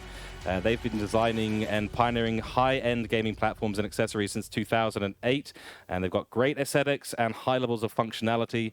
They're not interested in building any cheap or crappy platforms at all. They want to bring absolute top quality, and they are proudly sponsoring us here for the MotorMotion E-Series TCR Cup. And I believe the qualifying results are probably about 30 seconds away from being posted. And I think, we'll pretty much hand over to you, Nick, for the race start and the qualifying results. Thank you very much, George, as we're about to have the results come up through us very shortly here as we get ourselves ready for what is going to be an exciting race here at Brands Hatch Grand Prix. It's located east of London. As we go for our qualifying, we have Hill starting in first place with Colin, the championship leader, in second. Middle Miss, much better performance in position 3. And then we have the substitute driver, Super Sub, in Jeff Bruin in 4th place. Matt Kutcher in 5th, Churchill in 6th, Ricky Rick in 7th, and Hui inside the top 8. So a nice performance there for Hui in 8th place. Hasseldine in 9th for Extreme Motorsports, Nathaniel in 10th place, and Foster in 11th, Britnell starting in 12th place. Then we have Stephen Harrison from CP Motorsports down the order from last time we saw. And then we have Jason Bruin and Sean Parker for RoboSport Racing down in 15th place. So very interesting to see him down the order there for the start of round 2. Absolutely right. And I do have to quickly apologize because we're having a little bit of a technical difficulty on this side with the start of the cameras. Don't worry, we will not be missing the start of the race at all. We'll be bringing that to you momentarily. But we're just having a couple of small technical issues on this side, so my apologies for that. But Nick, we're going to be getting started in just a second, so hold out with me for just a moment while we get these small technical issues sorted. It's very tricky to run this kind of broadcast these days with everything that's going on.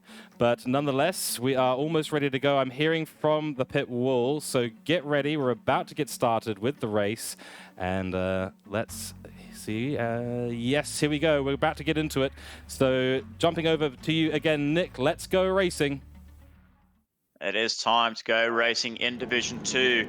We have Mick Hill for Me Cougar starting on pole position. Can he go and replicate what his teammate did in Division 1 as the lights are about to go out? And we are green flag racing, so it's a great start there by Hill in first place. And then we have Middle Miss sitting in nicely in position 2 there, so gets a jump over Colin in 3rd place. And then we have Jeff Bruin in 4th place, a super sub for Mad Turtle Racing, sitting very nicely in P4, starting to look to get a little bit of pressure from Kutcher in 5th place. Ricky Rick runs a little bit wide there in 6th place as the cars are starting to organise themselves and start to get themselves a little bit more organised as they come through Graham Hill Bend for the first time on lap 1 of 29. As the cars are coming through, we still see some battle packs at the rear of the field there, but all is settled at the moment with Hill leading the way for Mick Cougar Driver Development. So one driver's taking the victory in Division 1, and Mick Hill's doing a fantastic job to get his car in that position in P1 and leading the pack of 15 drivers this evening in Division 2. Brilliant job on the start. Nice and clean from these drivers. The top 3 already starting to make a little bit of a gap at the moment. Disposable Hero pulling out a little bit of a, well, I would say a little bit of a gap. Maybe that gap is just shrinking now. Starting on the racing softs is Middle Miss, and these 3 just absolutely flying away. I'm suspecting that we do have a medium runner behind there in Jeff Bruin. Yes, he is on the medium tire.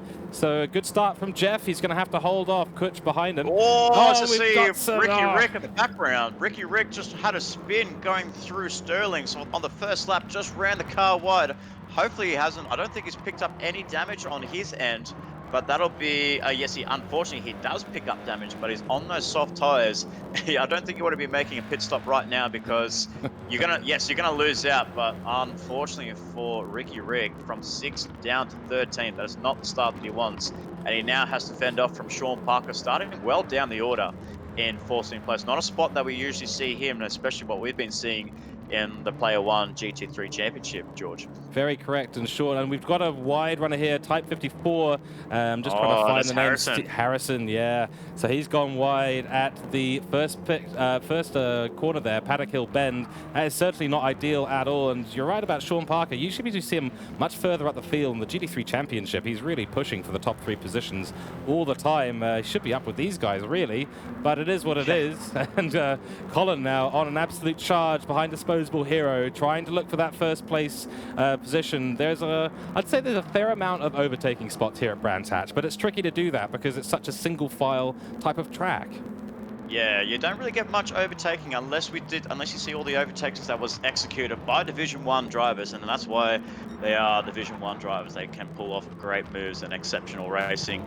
Very strategic racing, but here in Division 2, it's all about just trying to get yourselves up the order and make those positions, as we see Cooke making the move on Jeff Bruin in 4th place. So he gets himself nicely done there.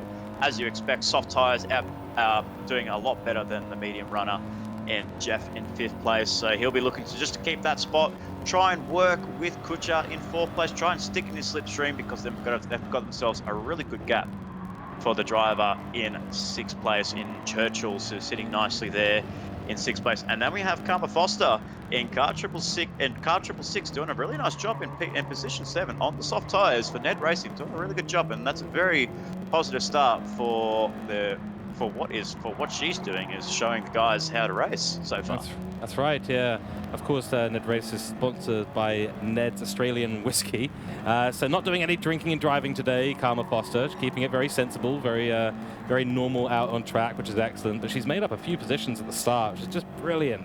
Obviously, we've got some medium runners around there. We'll do a big overview of who's on what kind of strategy soon enough in this race. But the battle for 8th spot already heating up between Hazel and Easy Prey.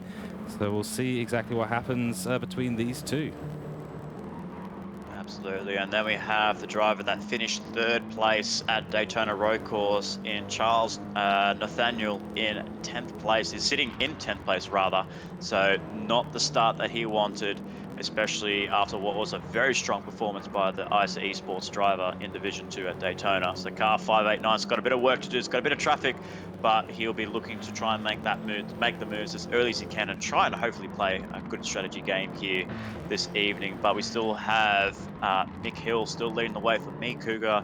Driver Development's doing a good job, and as we see Jeff Bruin in 14th place, making a mistake on his end of the track as well, and coming under pressure there, car 42, and he just runs wide on Clark. So it's, I guess in a way, it is very, I mean, I wouldn't blame Jason on that. It is a very tricky corner to negotiate going through Clark Curve, especially you take the wrong line and you start to put the power on early, especially with these front-wheel drive cars. If the car understeers, there's no recovery, there's no return of recovery, and you are going straight into that gravel trap on the outside. Yeah, Clark Curve's a very tricky one, because when you go over there's a little rise in the road just before you drop back underneath and then come up the pit straight. So the car's sort of weight balance is kind of all over the place. And as you say, if you miss your braking marker, carry a bit too much speed, that little bump is going to throw you right off the track, and then you've got no chance of recovering because the track drops away. So you've got no grip after that. You make one wrong move on entry, and that really is kind of game over, as we did see Jason, unfortunately, succumbing to that exact thing. So it's a nice little battle pack here between Shaw Middlemiss and Mitchell Collin in 2nd and 3rd place here. They're both swapping and changing the lead or the second positioning, but that in all of this, they're actually letting Hill run away with position 1 at the moment. So they're both running on the soft tyres, with Cooke right behind, also on the softs with Jeff Bruin. The late substitute for Mad Turtle Racing in 5th place, the only driver on the medium tyres in that top 5. So watch out for his strategy, see if he can do what Peter McKenzie could do in Division 1 and come through the pack late on at the end of this 29 laps.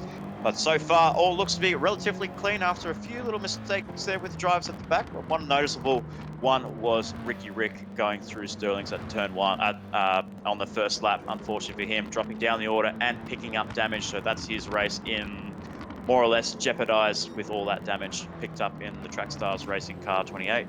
Yeah, shame to see such a good driver getting a little bit sideways on the track so early on. I mean, we know that Ricky Rick has got a lot of pace behind him. We've seen it in the GT3 Championship as well, but he's seems to be one of those drivers that just has a lot of unluck on his side, so to speak. Just either involved in a little bit of action early on, as we do see some action between Neon trying to get on the inside in the number 8 car for Rotic Racing on the inside of Jeff Bruin there, but not able to make it happen during this very tight section of the track as they go up the hill and now down towards the penultimate corner of this race. Very tricky area to get right as well, and into that last corner of Clark Curve. So great racing there, but not able to make the move on Jeff, but all the softs just not quite holding on through that tricky section. And I got to be honest, I wouldn't want to overtake around there. That would be very difficult. No, it's very tricky to even think about making a move on the inside, as we did see Cooke did make the move on Jeff a couple of laps ago, and he made it before Clark Curve, so he's done a really good job there. But two noticeable names there that we did see there, Matt Turtle Racing and Rotic Racing. If no one's familiar, the two fundamental teams that we see in the Trailblazer Racing E-Series, hosting weekly races through Tuesday, Thursday, and Friday evening. So these are the two stable teams that you have in the stablemate teams that you have in that organization. So good to see those two battling it out, with Jeff still holding on to 5th place, and then we have Neon in 6th place. So both drivers going to be duking it out, but it looks as we're looking to see Neon make a move in Churchill, making that move on Jeff pretty soon. Yeah, he's got to get it done on the pit straight, I think. You know, he's going to be, don't want to call this the infield section, but certainly the tighter section of the track. He's got so much more grip than Jeff ahead of him that he's making up a lot of time. He just needs to make sure he gets that time sort of laid in through Sterling's. If he can just gain the advantage through Sterling's, he can either lunge at Clark Curve or get a really good exit, maybe a wide entry. This goes a bit over the apex there, and good exit for him through Sterling's. Can he make something happen in Clark Curve? We're going to stay on board with these two as this action unfolds. Great entry from Jeff. Man, he's got really got some speed on those medium tires, especially into these pit straights. Look in the is it going to be enough? Sorry, I looked in the background there. I did see SK Hoey go running wide through Clark Curve, but he managed to keep that car still on the track there. So he lost a lot of time on the exit of Clark Curve, and he's going to find going through Paddock Hill Bend very tricky, as we see there, really running a very wide line there. And unfortunately drops 2 positions behind Hassel and Karma Foster, and sitting in 9th place. Yeah, it looks like Karma Foster has actually lost out a position to Hassel sometime in the last couple of laps, because she was running for a very short period of time in 7th spot, but now under a lot of pressure from Easy Prey behind. So is she using maybe a bit too much of those racing soft tires? I don't know what kind of hardware she's on. Oh, that's not where you want to go and run on the grass. Very close. Yeah, so we're in the sort of afternoon period here now at Brands Hatch. So the grass should be a little bit drier, but it's still probably a little bit tricky there on the outside of the track. You want to be running on tarmac regardless. Absolutely right.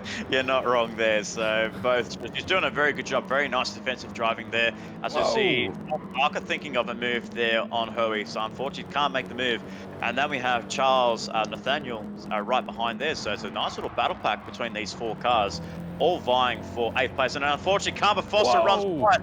Oh, as he gets a little bit squirrely there, does Charles. Unfortunately for him, it doesn't end in disaster. He holds it nicely. Still in 11th place there, as we have Karma Foster thinking of an inside move on Sean Parker. Parker gives her the room, and unfortunately, the move is not made. So Parker holds on to 9th, and unfortunately for Foster, drops down to 10th place. But Nathaniel sitting right behind in her rear wing in 11th place. You know who I feel sorry for right now is Madrick behind, who's gone from running in sort of more or less clean air in the front to running behind gravel-throwing 4-pack battle ahead of him. He's gaining at the moment on this pack, and we know he's got the speed to get past, but he's holding the damage on the left part of his car, running a bit wide through that corner there, turn 3, I believe, Graham Hill.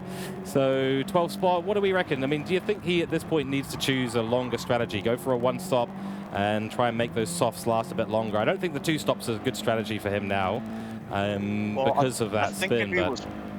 if he was watching his teammate in Lansdale from Division 1, he saw that he went from the softs to the medium tyres. Maybe thinking the drivers, he might have to think of going for a longer stint on the mediums and try and make a strategy work out of that. But even when you jump on the medium tyres and everyone else is on soft tyres, you're just going to lose out. So I don't know if Madric's going to be able to find, I don't know, what could be essential, a plan C or a plan Z. You know, I'm not so sure what strategy he's going to be able to find, but he's not losing too much ground here on the guys ahead of him and guys and girls ahead of him. Yeah, that's right. And, you know, he's running decent lap times. The 32 there was not ideal, but low 31s, what he needs to be putting in, I think fair enough 31s on the damage that he's got. He does choose to come into the pits, though. Okay, yeah. So that's a lap 8 pit. That's early, but ahead of him, middle miss, or just coming out of the pit. So that was our third place runner, I believe.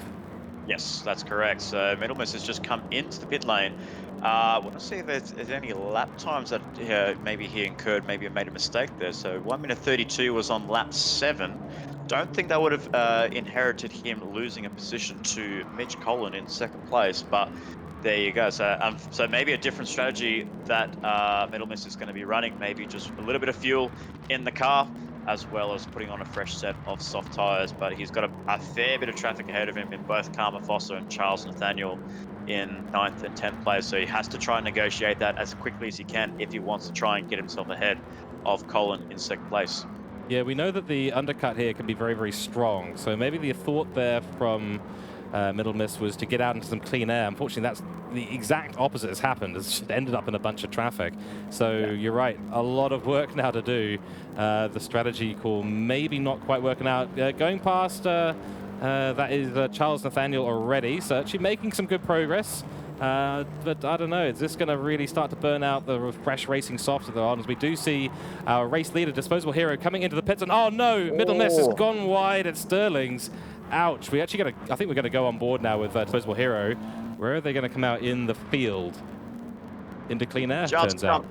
Yeah, clean air, well ahead of Churchill in 4th place there. So actually, it's a very interesting feature that Gran Turismo 7 have at the moment. So when you actually go into the pit lane, you can actually see the track map as you are entering the pit lane. So you can kind of plan it in a way that if you find some clean air, that you can just jump in it. So what the drivers must be looking at, especially for Mick Hill in the car 3 Me Cougar driver development, Audi TT. I wonder if he was looking at the track map and just thought, yes, there's a gap between himself and Churchill in 4th place, and he just said, you know what, just tires, maybe a little splash of fuel, and I'm out. I'm out of here in clean air, right behind Kucha in 3rd place, or in 2nd place rather.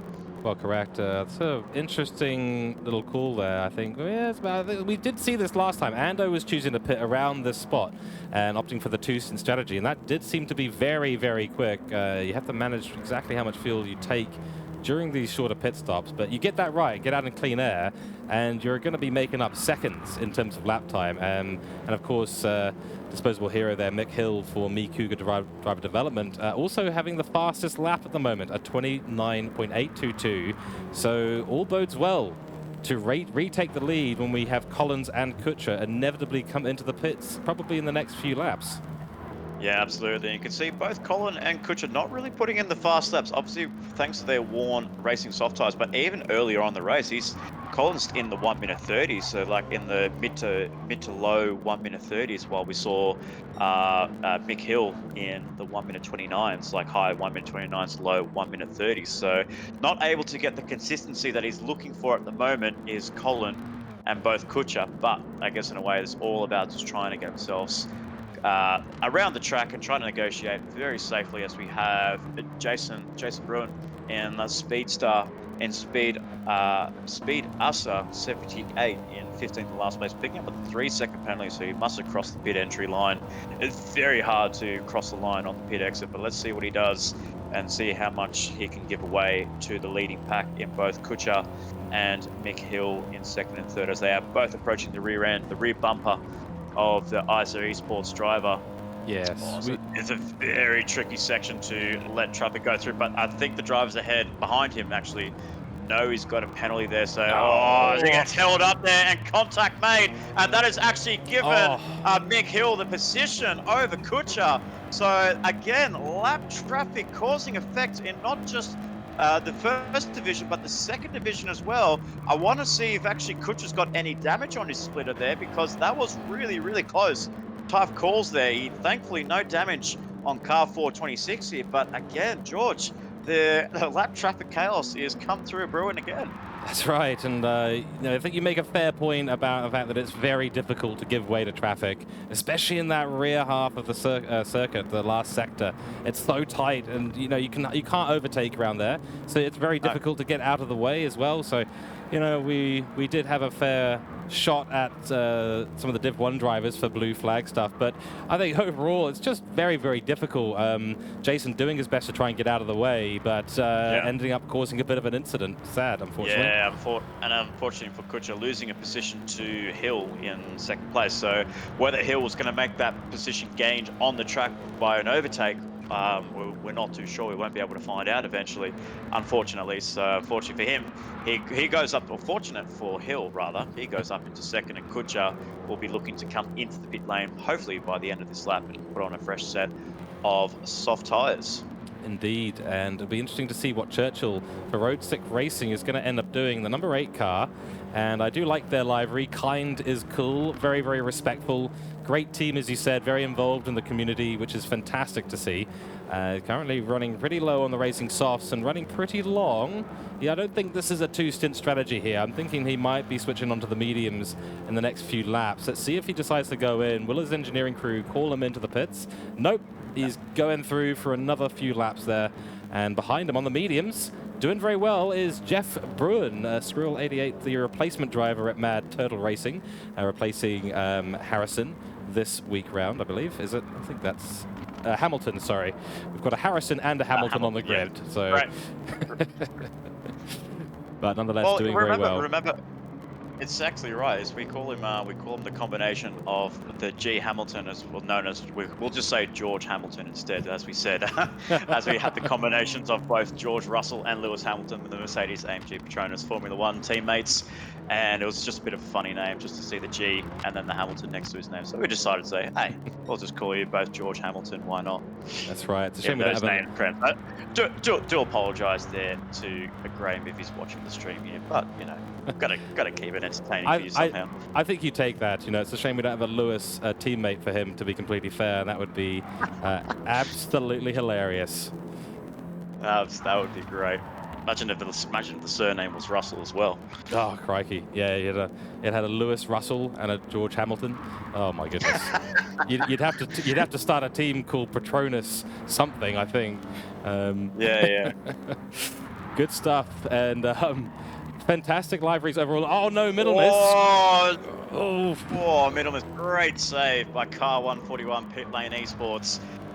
Entry. So he's not really been able to find the speed that he had in the first stint, as he was battling with Mitch Collin in first, who's currently sitting in P1. But this first stint on the exit, coming out of the pit lane, starting his second stint on the soft tires, hasn't gone to plan. You can see his lap time. He came in on lap 7, but the inconsistency he's getting 1 minute 33s, 31s, 29s, 1 minute 31. It's just very inconsistent for middle miss, and this is going to brew very nicely for Colin when he comes into the pit lane eventually, which will probably be in the next lap or so, trying to get himself ahead of middle miss. That's right. Yeah, so a little bit of a battle now between Tori Britnell and Karma Foster. These two have been going at it in the GT3 Championship as well. And through they go, Druids, and into Graham Hill Bend. Good stuff, good racing from these two. Soft versus medium strategy, and Troy sideways he goes through Graham Hill Bend. Not sure if Graham Hill would approve of that sort of traction through there, and the mediums not providing the grip that Troy is expecting as he tries to keep on the back of Karma Foster, who's just flying away in that Ned Racing's Audi TT. And I'm just looking at, it's got a little bit of information passed to me from through the commentary box here. The turtle on the Mad Turtle Racing library is made up of 38 individual graphics. Isn't that incredible? No wonder I had trouble downloading this file, Nick. Oh my goodness, that is absolutely incredible. That's Yeah, something. I know the team boss in Mitchell Gray. He's a very good guy on the headset and as a great team boss. But you know, the dedication that he puts in for his team, and even with the decals for his team, and getting that getting the sponsors and getting all the placements of the car with his livery is just incredible. He just any shape or form that he can get his Mad Turtle Racing logo on it, he just does it to perfection. And yeah, you could definitely see 38 layers on that car. I mean, I mean, we'll take Mine's only one layer. Mine's only just a branding. absolutely. I mean, we're just going to take a very quick look at it. We will get back to the track action shortly, as we did see Colin come out of the pits behind Middle Miss. But just have a look at all the graphics on this car. This is Jeff Bruin replacing. Oh gosh, I'm going to screw this up again. Graham Hamilton. I'm going to read it off the sheet this time, Nick. Make sure I get it right before I call him George Hamilton or Lewis Hamilton again or something. But just fantastic work. I mean, not just the guys at Mad Turtle Racing, but everyone just doing a fantastic job with the live race. I'm just stoked that GD7 has allowed us this time to have all the liveries on the race. Just been fantastic to see. Yeah, absolutely. So thank you to the Gran Turismo 7 gods there. It was, well, apparently there was an update last time out on last Thursday, I believe it was. So unfortunately, just nothing to do with the games. But maybe they would have just said, you know what, MotorMotion's doing a delayed broadcast of the TCR Championship, so we might as well just give them all the liveries if we have to. That's right, yeah. So we do see Middlemas. He picked up a penalty there, 0.5 seconds. So we do see Matt Kutcher and Neon, that's Ben Churchill, both going into the pits, reasonably low on fuel, around 20 to 25%. We'll see what tyres they choose to come out on. I think we'll see Middlemas maybe go in the next 2 or 3 laps. The Racing Soft tyre looking very worn out at the moment, but holding on to a 3rd place at the moment in the race. And ahead, still on the mediums, Jeff Bruin. So he's got a few provisional places now. Is this strategy starting to work out for him?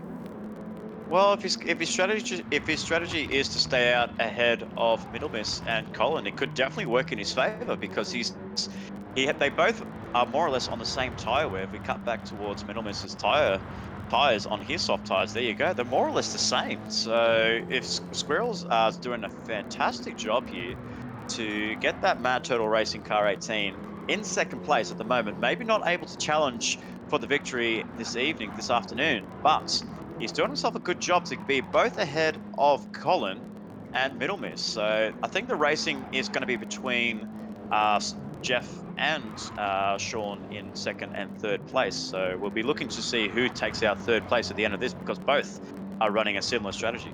Right, and we do have the absolutely flying Colin coming up on the back of those two. So you can see them off in the distance. There's Jeff, there's Middle Miss, and here's Colin, all going through now Clark Curve on the pit straight.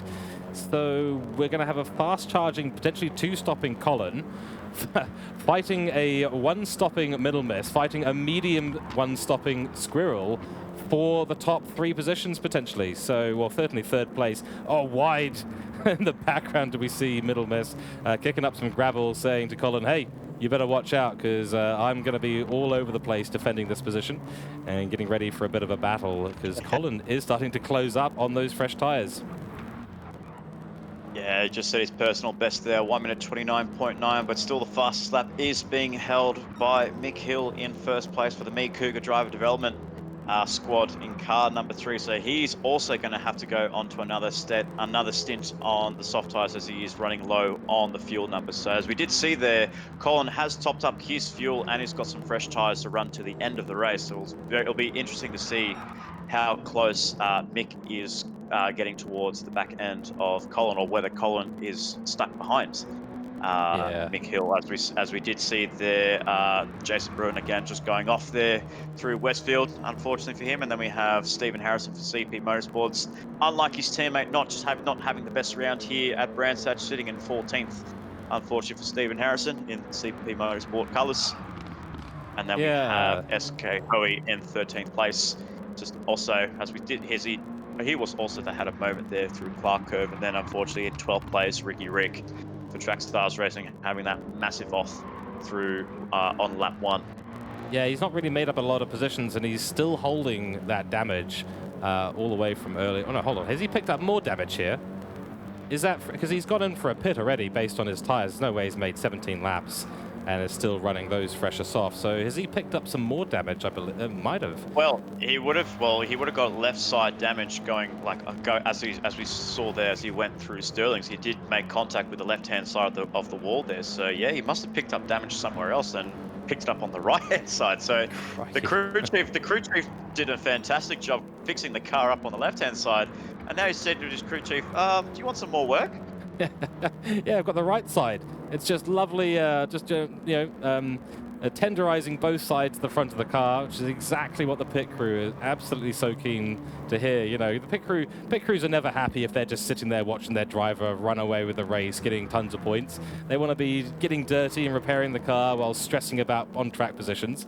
Definitely seems to be the play here for Madrick, but jokes aside, definitely not having the race of his career today and just involved in more and more incidents, potentially a little bit self-inflicted as well. Behind him, of course, we do have Isa Tube, it's Nathaniel, and who's that ahead? Is that Middle Miss ahead? Yes, it is. Miss.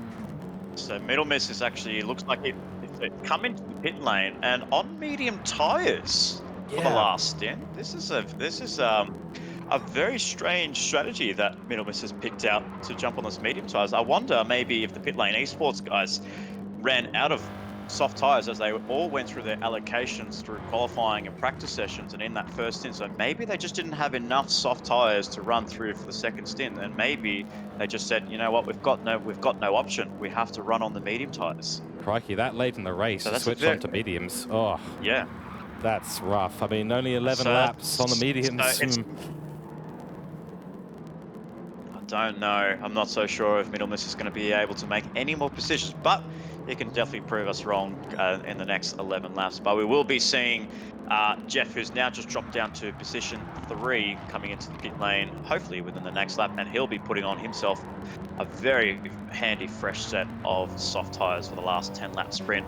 But now we have Churchill, who's actually gone ahead of Kutcher. So Kutcher was ahead of Churchill. So I wonder if these guys are having a nice battle and nice racing here, as we have Churchill putting the pressure on Hasselden in 5th place for Extreme Motorsports, and is getting held up here. So I wonder if Hassel has actually got a bit of damage on his side of the car, or maybe on worn tires. Yeah, you can definitely see the tire wear comparison between the two. So this is helping Kutcher, as you can see they're right in the background, they're right on the rear wing of Churchill. So and this is actually, and you have to remember, ladies and gentlemen, this is fighting for position. So Hassel does not have to give this position up here, so he can fight this out right up until the end if he has to, and he doesn't have to yield way for the fresh soft runners. Yeah, very good job there from Hassel. Excellent stuff. We did see our leader, Disposable Hero, come in for the pits, so going on to another set of soft tires and coming out ahead still of Colin. And that puts this battle now for the battle for 3rd spot. Oh, we do see a lunge there into Druids. Not able to make it stick is Churchill, and it's going to go for a move through Graham Hill. Oh, this is getting very, very spicy now. But no, gets run wide. Kutcher's gone for the inside move, and the Kutcher's going to go for a 2-for-1 here. That was a brilliant move there by Kutcher in 3rd place. Takes 2 for 1. Thank you very much, he says. And we do see we had an incident there between Colin. Looks like Colin ran wide at the exit of Graham Hill. It looks like he lost a lot of time there, as we did see the yellow flags briefly pop up. As you can see he's weaving the car to get some temperature and get the gravel off his car. So something happened in Colin, as we just missed it. But yeah, Kutcher went for a 2-for-1 move there, but unfortunately lost out again to Hassel. So Hassel's doing a fantastic job. We'll have to come into the pit lane. Oh, as we see Kutcher get himself a little bit squirrely there on the exit of West End. And then coming through, drifting his diffusion engineering 426 around through Sheen and then through to Sterling. Still able to keep it ahead of Churchill. But wow, that's some good close racing, and you've got to give your hats off to Hassel in 3rd place, doing a very good job there battling these guys, even though he does have to pit. Holds up Kutcher on the exit of Sheen, and this is going to invite Churchill for an outside move. Switches to the inside as we see yellow flags ahead. I'm not so sure who that's going to be for, as he goes for an inside move on Kutcher, gets the move done, Nicely done there, but it goes for a switchback move, does Kutscher, and they're going to go side by side going into Druids. This is fantastic It runs racing here in Division wide. 2. And another switchback move here by Churchill. It's going to go through Druids side by side and then through to Graham Hill Bend. But unfortunate there for Kutscher, he's able to hold off. So great racing here by our drivers this evening. As always, Division 2, absolute fireworks going off on track, and with the pit stop that needed to be done by Hassel there, just really mixing up this fight for third spot between Kutscher and Churchill. Really amazing stuff, and I think a bit lucky for Colin ahead that he's got the speed to stay ahead of this fight, because you do not want to be back with these guys battling it out. I mean, the switcheroo there was just spectacular. Double switcheroo down the first corner into Druids and then through Graham Hill corner as well. Spectacular stuff we are seeing in Div 2, and 8 laps remaining in this race. Folks, do not go anywhere. There is more action coming up on track, and a reminder, of course, you are watching round 2 of the Division 2 of the TCR Cup for MotorMotion E-Series, sponsored by Trak Racer. Spectacular stuff. Absolutely, as we see there, we have Middle Miss is now down to 6th place, so he's lost out a couple of positions. Definitely, and those medium tyres are not really working to his favour. He's down in 6th place when he was battling it out for P2 there, George, in the early stages. So that's a bit of a sad demise there, unfortunately, for Middle Miss in car 141. But we have a good car in the current 5th place, Charles Nathaniel.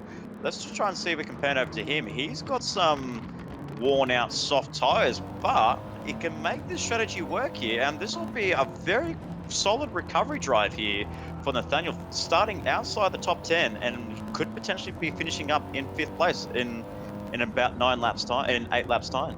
Yeah, he's got the tyres and the fuel to do it, and of course Middle Miss behind, not really going to be in contention to get the spot. I mean, we know that Middle Miss is very fast, but will he be able to hold off and get on the rear of a racing soft tyre running Charles Nathaniel? This is going to be a great battle towards the end. Yeah, brilliant stuff. Absolutely. Yeah, these two will be battling it out towards the end of the race here, but we have a lot of, but it's very well spread out now, so I think that's the only close battle pack that we have between Nathaniel and Middle Miss. We have Sean Parker in 7th place, and then we have Hassel, who just came into the pit lane. It was fending off brilliantly over Kutscher and Churchill in 3rd and 4th place. And then we have now Jeff has come through, and he's actually picked up damage on the right-hand side. So that's Jeff's plan gone down the drain, unfortunately for him. He's in 9th place, picking up damage. What could have been a very good strategy call for Squirrel 18. Unfortunately for him, down in 9th place and with front right suspension and splitter damage. Yeah, real shame for him, because he was running on the mediums early, and I think he was doing a very good job at keeping up most of the way through the first part of the race, but to then have a spin and damage on the soft, and he is coming in for a pit. It looks like he wants to repair that damage because it is affecting the aerodynamics of the car, so good call there. He might be on a flyer, but there's only 6 laps left in the race, so I don't know if there's much that he'll be able to do, sadly, in the rest of this race, and that will elevate a few people up above him.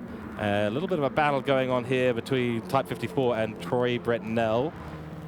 So, oh no, sorry, that was someone else in front of Type 54. He's being lapped. He's blue flagged at the moment, so he's being lapped. Yeah, but what I'm seeing here is actually very close between the top 2. You can see Mick Hill there in 1st place going through Sterling's, but then you can see Mitch Cullen right behind there, so he's not far back. That would be around about a 4-second gap between those 2 drivers in 1st and 2nd place. Probably a little bit more there, as we can see. Disposable Hero, Mick Hill, coming around onto Bradman Straight for at the end of lap 23, about to start lap 24, so 6 laps to go until the end of this race. We're going to be seeing some awesome racing here, and it's been incredible racing here in Division 2 as always.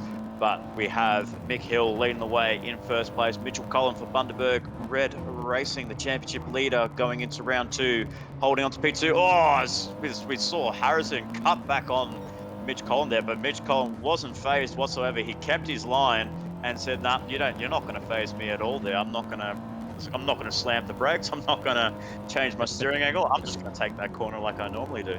Yeah, no, I agree. I think it looked like Harrison was moving out of the way for the blue flag, but might have got a little bit squiggly on the outside of that corner. There's not a lot of grip on the outside of Druids at all because, you know, everyone's hugging the inside and spinning the tires on the exit. So it might have got a little bit sideways there unintentionally, but you're right. Collins did not blink an eye at all, said, nope, I'm going through. Have a good time. And, but yeah, a little bit better in there in terms of the grip for Mick Hill out in front. Collins a little bit on the back foot when it comes to the grip, so Colin will have to put in some incredible laps here to catch up to first place. But I think at the moment the real victor in all of this is going to actually be Matt Kutscher, because third spot position for him, and I don't see anyone right behind him. There is Churchill, he's still on the back of him, but the gap is starting to open up between these two. Well, just remember, only a few laps ago, they were battling each other out for position 3 with Hassel, like in being the cork in the bottle there, and Churchill was putting so much pressure on Kutscher to make a move, and he looked like he did make the move on Kutscher, but when Kutscher was trying to fight his way through, he managed to make a 2-for-1 deal at the end of Graham Hill, as we see Harrison doing the right thing, pulling away onto the side. That, ladies and gentlemen, is how you let traffic through when you are showing the blue flag. So well done, Stephen Harrison, for putting on a great display. That is cricket. That is cricket. That's how you deal with the blue flag. Good stuff, mate. Good stuff. But also as well, we have to give some honourable mentions here to Charles Nathaniel in 5th place, doing a fantastic job. Starting outside the top 10, was outside of the top 10 throughout the first stint, is now doing a really good job. But now he's got a battle pack. Now he's reeling in some contenders in both Sean Middlemiss and Sean Parker in Chops 1983. So both of them are going to be working very hard to try and get themselves close to Nathaniel at the end of lap 29. And hopefully we can see some more great racing between these guys here to finish off the Division 2 coverage here at Brands Hatch. As we can see right up in the sky there, George, is starting to cloud over a little bit. Some dark clouds are rolling in here in Kent. Yeah, I'm just going to take a quick look at the weather radar, and it's hard to say with this British weather because a little bit of cloud can mean absolutely nothing and absolutely everything at the same time. You're right, though. The circuit's starting to get a little darker. That's going to affect track temperatures, and that is going to be interesting for those on fresher tires. They're going to be like, no sweat, no problem. But for those without good tires, the combination of a cooling track as well as lack of grip is going to make it very challenging in these last few laps. So yeah, goodness. Let's see what happens, because on the back of Middlemiss is Chops, Sean Parker, and he's just always, look, can he find a way around at Druids? No. Will he find a way to switcheroo at Graham Hill? Let's stay on board and have a little look. This fight is heating up between these two. The Juiced Motorsport vehicle of Middlemiss in front, trying their absolute best to stay ahead on the racing mediums, but under a lot of attack. Oh! Whoa, that would have been a send from the moon. Oh, crikey. Oh, that made me jump out of my seat. Goodness me, that was so close from Sean Parker. He lost all braking whatsoever there. He just had to slam the brakes there because the door was being shut very quickly by Middlemiss, so he had nowhere to go. But wow, that was incredible there by Sean Parker, and you could definitely see just how much lock that he had on those rear tires. Yeah, good control from him to hold it on the inside. It's that spin territory there when you get your... he had both wheels, I believe, at one point over the apex on the curve. The car would have bottomed out, and he would have had grass being spun out by the left side of his car. So, crikey, that was interesting. But he has, unfortunately, with that bit of a shutting of the door, fallen a little bit further behind Middlemiss. He's got work to do now to try and get that top 6 position, yeah. But crikey, look at this, is all helping Charles Nathaniel, whose tires, I have to admit, I don't think he's going to make it to the end of the race. It's going to be tight for him. Oh, I just looked in the background there. I did see Middlemiss run wide through Paddock Hill, and that'll open up Chops to close that gap a little bit more there. But yeah, you're right there. Nathaniel's really battling that front left on tyre wear on those soft tyres. He's trying to make that one stop work, but he's got 3 laps to go to the end of this race. I can't see that tyre lasting for another 3 laps, but we'll find out very shortly to see what happens. As we Yeah. start to look, as we give some honorable mentions down the rest of the order, we'll give them a little bit of screen time here. We've got TCR Hassel in 8th place, and then we have Karma Foster in 9th place, doing a nice job for Net Racing Car 666. And then unfortunately there in 10th place, Jeff Bruin in Squirrel 18, unfortunately down in 10th place. Not the result that he wanted after trying a different strategy that thought could work, but unfortunately not for him. Then we have Ricky Rick in car 28 for Trackstars Racing. After that first lap contact, there was no road to recovery for him and just down 11th place. SK Hoey in 12th place, doing a, unfortunately for him, down in 12th place for car 63. Troy Britnell in Bruce Lightning 55 in 13th place. And then we have a few lap drivers in both Stephen Harrison in car 41. And then we have Jason Bruin in Speed Russer in 78 in 15th and last place, well down the order in with car 42. That's right, and of course, yeah, an honourable mention for all of those drivers. Everyone's done great on track, and we've seen some pretty good adherence to blue flag rules today in Division 2. So maybe the Division 1 drivers need to take a little bit of a look at the rebroadcast tomorrow and learn a couple of things. But we won't hold on that any longer because I'm picking way too much of a bone over that. But we do see now on board with Mick Hill, disposable hero on the racing softs, low fuel, 2 laps to go for him. To take a race victory, and that is a 15-second gap behind him. He is flying away from the degrading racing softs of Mitch Collin there. Yeah, Mitch Collin was doing a really good job closing in the gap to Mick Hill in first place, but unfortunately there you can just definitely see the tyres are not lasting. But I do want to see what the tyre conditions are like with Charles Nathaniel in 5th place, as we could also see Cooke struggling on tyres. And there is Nathaniel right there, right on the rim there, but look who's right behind him.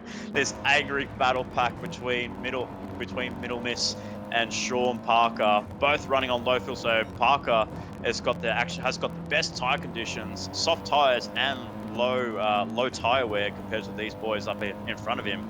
So a very spicy last lap for the battle for 5th place. And as you can see, Nathaniel really struggling there, and Parker's got a really good exit going through Clark Curve onto the final lap there. He's going to look for an inside move on Middle Miss. Middle Miss has got nothing. He can't do anything about it. Sean Parker puts the car on the inside. That's one position done. And now it is for the charge for 5th place for Sean Parker over Middle Miss. Late on the brakes. Nathaniel had to be nice and early on the brakes there because of his tyre wear. That compromised Parker's entry through Druids, which is giving him that battle pack to closing the gap between himself and Middle Miss. And it looks like there's it's all been settled now. Sean Parker up into 6th place. And Nathaniel Middle Miss goes wide. Oh no, that's very unfortunate for Middle Miss there.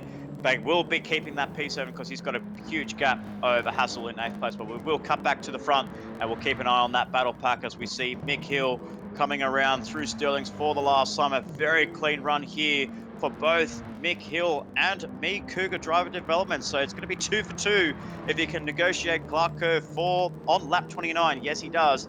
On low fuel, we'll be taking out victory here for round 2 of the Trak Racing TCR Cup. It goes to Mick Hill, disposable hero. Congratulations, that is a clean sweep for me, Cougar Driver Developments. Mitch Collin will come home in 2nd place there, and we'll have to keep our eyes out. Kutcher on the rims there, holding off 3rd place over Churchill in 4th. And there we go. Chops has made the move. So Sean Parker has made a move on Nathaniel to take out P5. Wow, great drive there for Parker. But props to Nathaniel finishing in position 6. Middle Miss in position 7. And then we have TCR Hassel for Extreme Motorsports in 8th place. Karma Foster, 9th spot. She will take.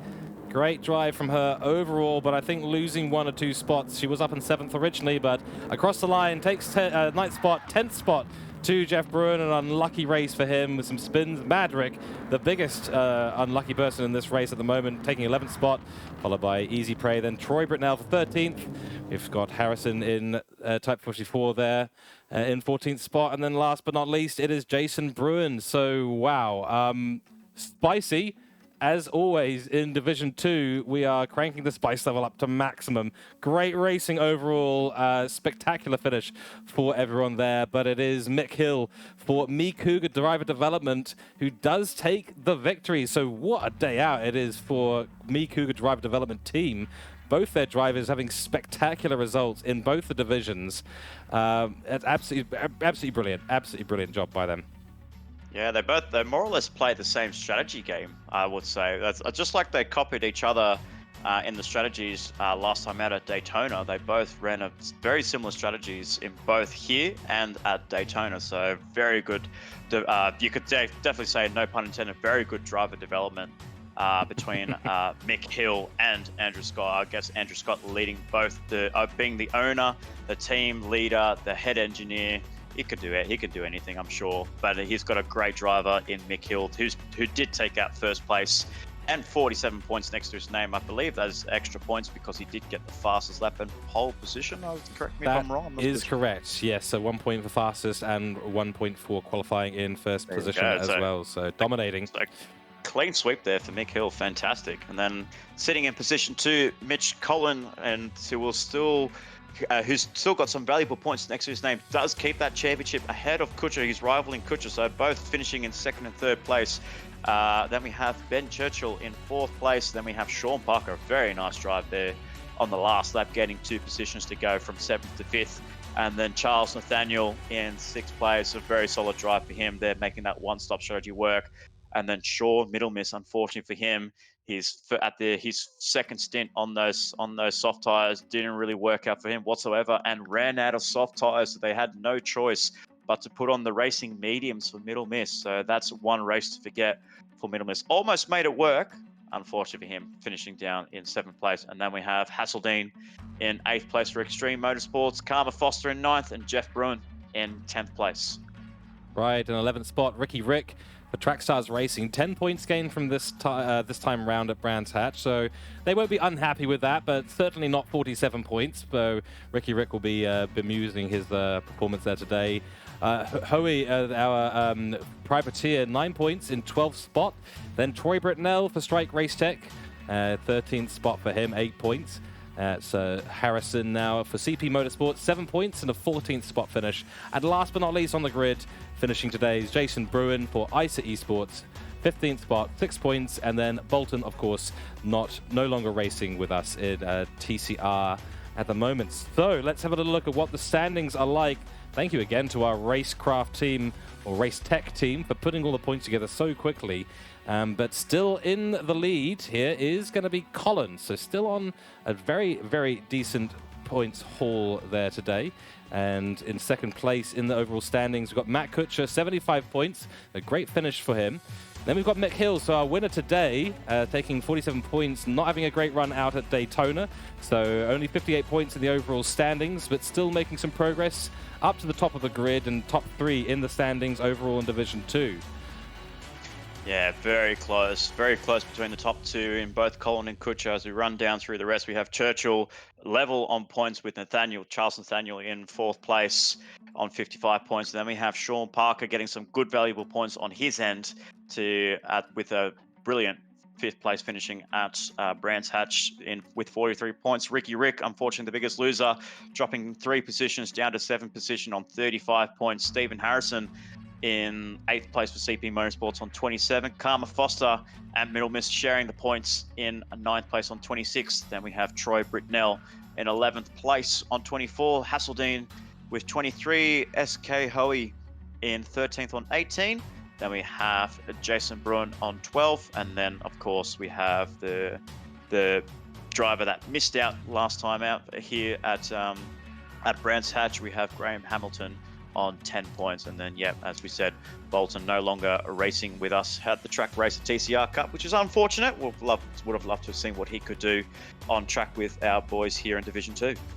Brilliant. And we do, of course, have to start talking about Driver of the Day. So I'll give my thoughts first, because I think I've got to take my hat off today to Charles Nathaniel, one of our privateers. Brilliant one-stop strategy. Went from the back of the field to the mid-pack, lost out right at the end and ended up getting that sixth place finish, losing out to Sean Parker. Overall, I think executed the strategy to perfection. And I think despite running out of tires just towards the end, just a great job to bring himself up the field. So that's my vote today. Nick, what are your thoughts? Very strong vote there for Nathaniel there, but I think I'm going to have to go the other way around here, George. I'm going to just change it up a little bit. Yes. I'm just going to have to give it to Mick Hill. I will have to say it's just been a perfect weekend for him. Fastest lap, pole position, race victory, comfortable margin over Colin. Just absolutely dominated that race, just like as you would as a development driver as part of the Me Cougar driver development team. He's done a fantastic job after shaking off the cobwebs that he had and the controversies that he had last time at Daytona Road Course, coming through, pushing the press away and focusing on the race ahead. And what a way to do it, from what was a difficult race at Daytona to what has become a clean sweep of racing here at Brands Hatch. Yeah, I think that's a very good point. And despite Charles's excellent strategy execution and race throughout the field, I think I have to agree with you at the end of the day, Nick. McHill there has just had a superfluous race today. You know, it's not often that you get a perfect weekend, but when you qualify on pole, when you lead the race, and when you get the fastest lap, it is nothing other than perfection, and especially in such contrast to the performance at Daytona. So despite my big vote for Nathaniel, I think I will probably change up my opinion here, and Mick Hill just for the absolute perfection this weekend out at Brands Hatch. Just well done. So driver of the day today to Mick Hill for Me Cougar Driver Development, third in the championship at the moment and looking to be on an absolute charge in the TCR Cup. So that is going to conclude our broadcast today, but looking ahead, the next round, which will be on the 23rd of May, 2023, we do have an endurance round, Nick. This is going to get exciting. We're heading back to America. We're going to Laguna Seca for 60 laps. Oh, so Laguna Seca, very well famous around here. The last time out, we actually had the Player One GT3 Championship having their run at Laguna Seca, and most of the drivers from the GT3 Championship are running in the TCR Cup. So it'll be very interesting to see what the different strategies and racing we can have. So it's going to be a very exciting broadcast here. Hopefully we can be able to bring the coverage to you. Maybe it might be a bit tricky with the 60 laps and the over 1 hour. I believe it's very hard to get the gameplay, which might be a bit tricky. So we'll wait and see. We'll hopefully be able to bring some coverage in, but if we don't get coverage in, we will have all the results posted to you, to everyone that joins us on the MotorMotion E-Series Facebook page. Once you're there, hit the like and hit the follow, and then also join our paddock pass, where you get to meet all the drivers and talk to everyone, as well as join in for some fun racing, some fun practice sessions, and through some exhibition racing as well on our Friday nights. So there's lots to offer here at MotorMotion. If you do feel like you want to race or you want to be a part of a reserve driver list that we have here at MotorMotion, do send the admins a message, because once you send them in a message and you are interested in racing, they will take that into very high consideration, and you might be racing with us here in Division 2 or in Division 1 for the Trak Racer TCR Cup. That's right. And yes, our premier MotorMotion E-Series league has been running for a while now. It's definitely one to get involved in. Make sure you do consider, and make sure you're doing like and subscribe and doing all the follows and the things that us broadcasters absolutely love and encourage you all to do at the end of the broadcast. But that is going to be our coverage tonight of Division 1 and Division 2 of the MotorMotion E-Series Trak Racer TCR Cup. We're looking forward very much to bringing you the coverage at Round 3 Laguna Seca in a couple of weeks. Next week on Tuesday, live on YouTube, we have the next round of GT3 Championship, as Nick has just said, and we look forward very much to bringing you that. And it's going to be exciting on track, so we'll see what happens. But until then, folks, stay safe. Thank you so much for tuning in. Take care, and we will see you all next time. Goodbye and good night.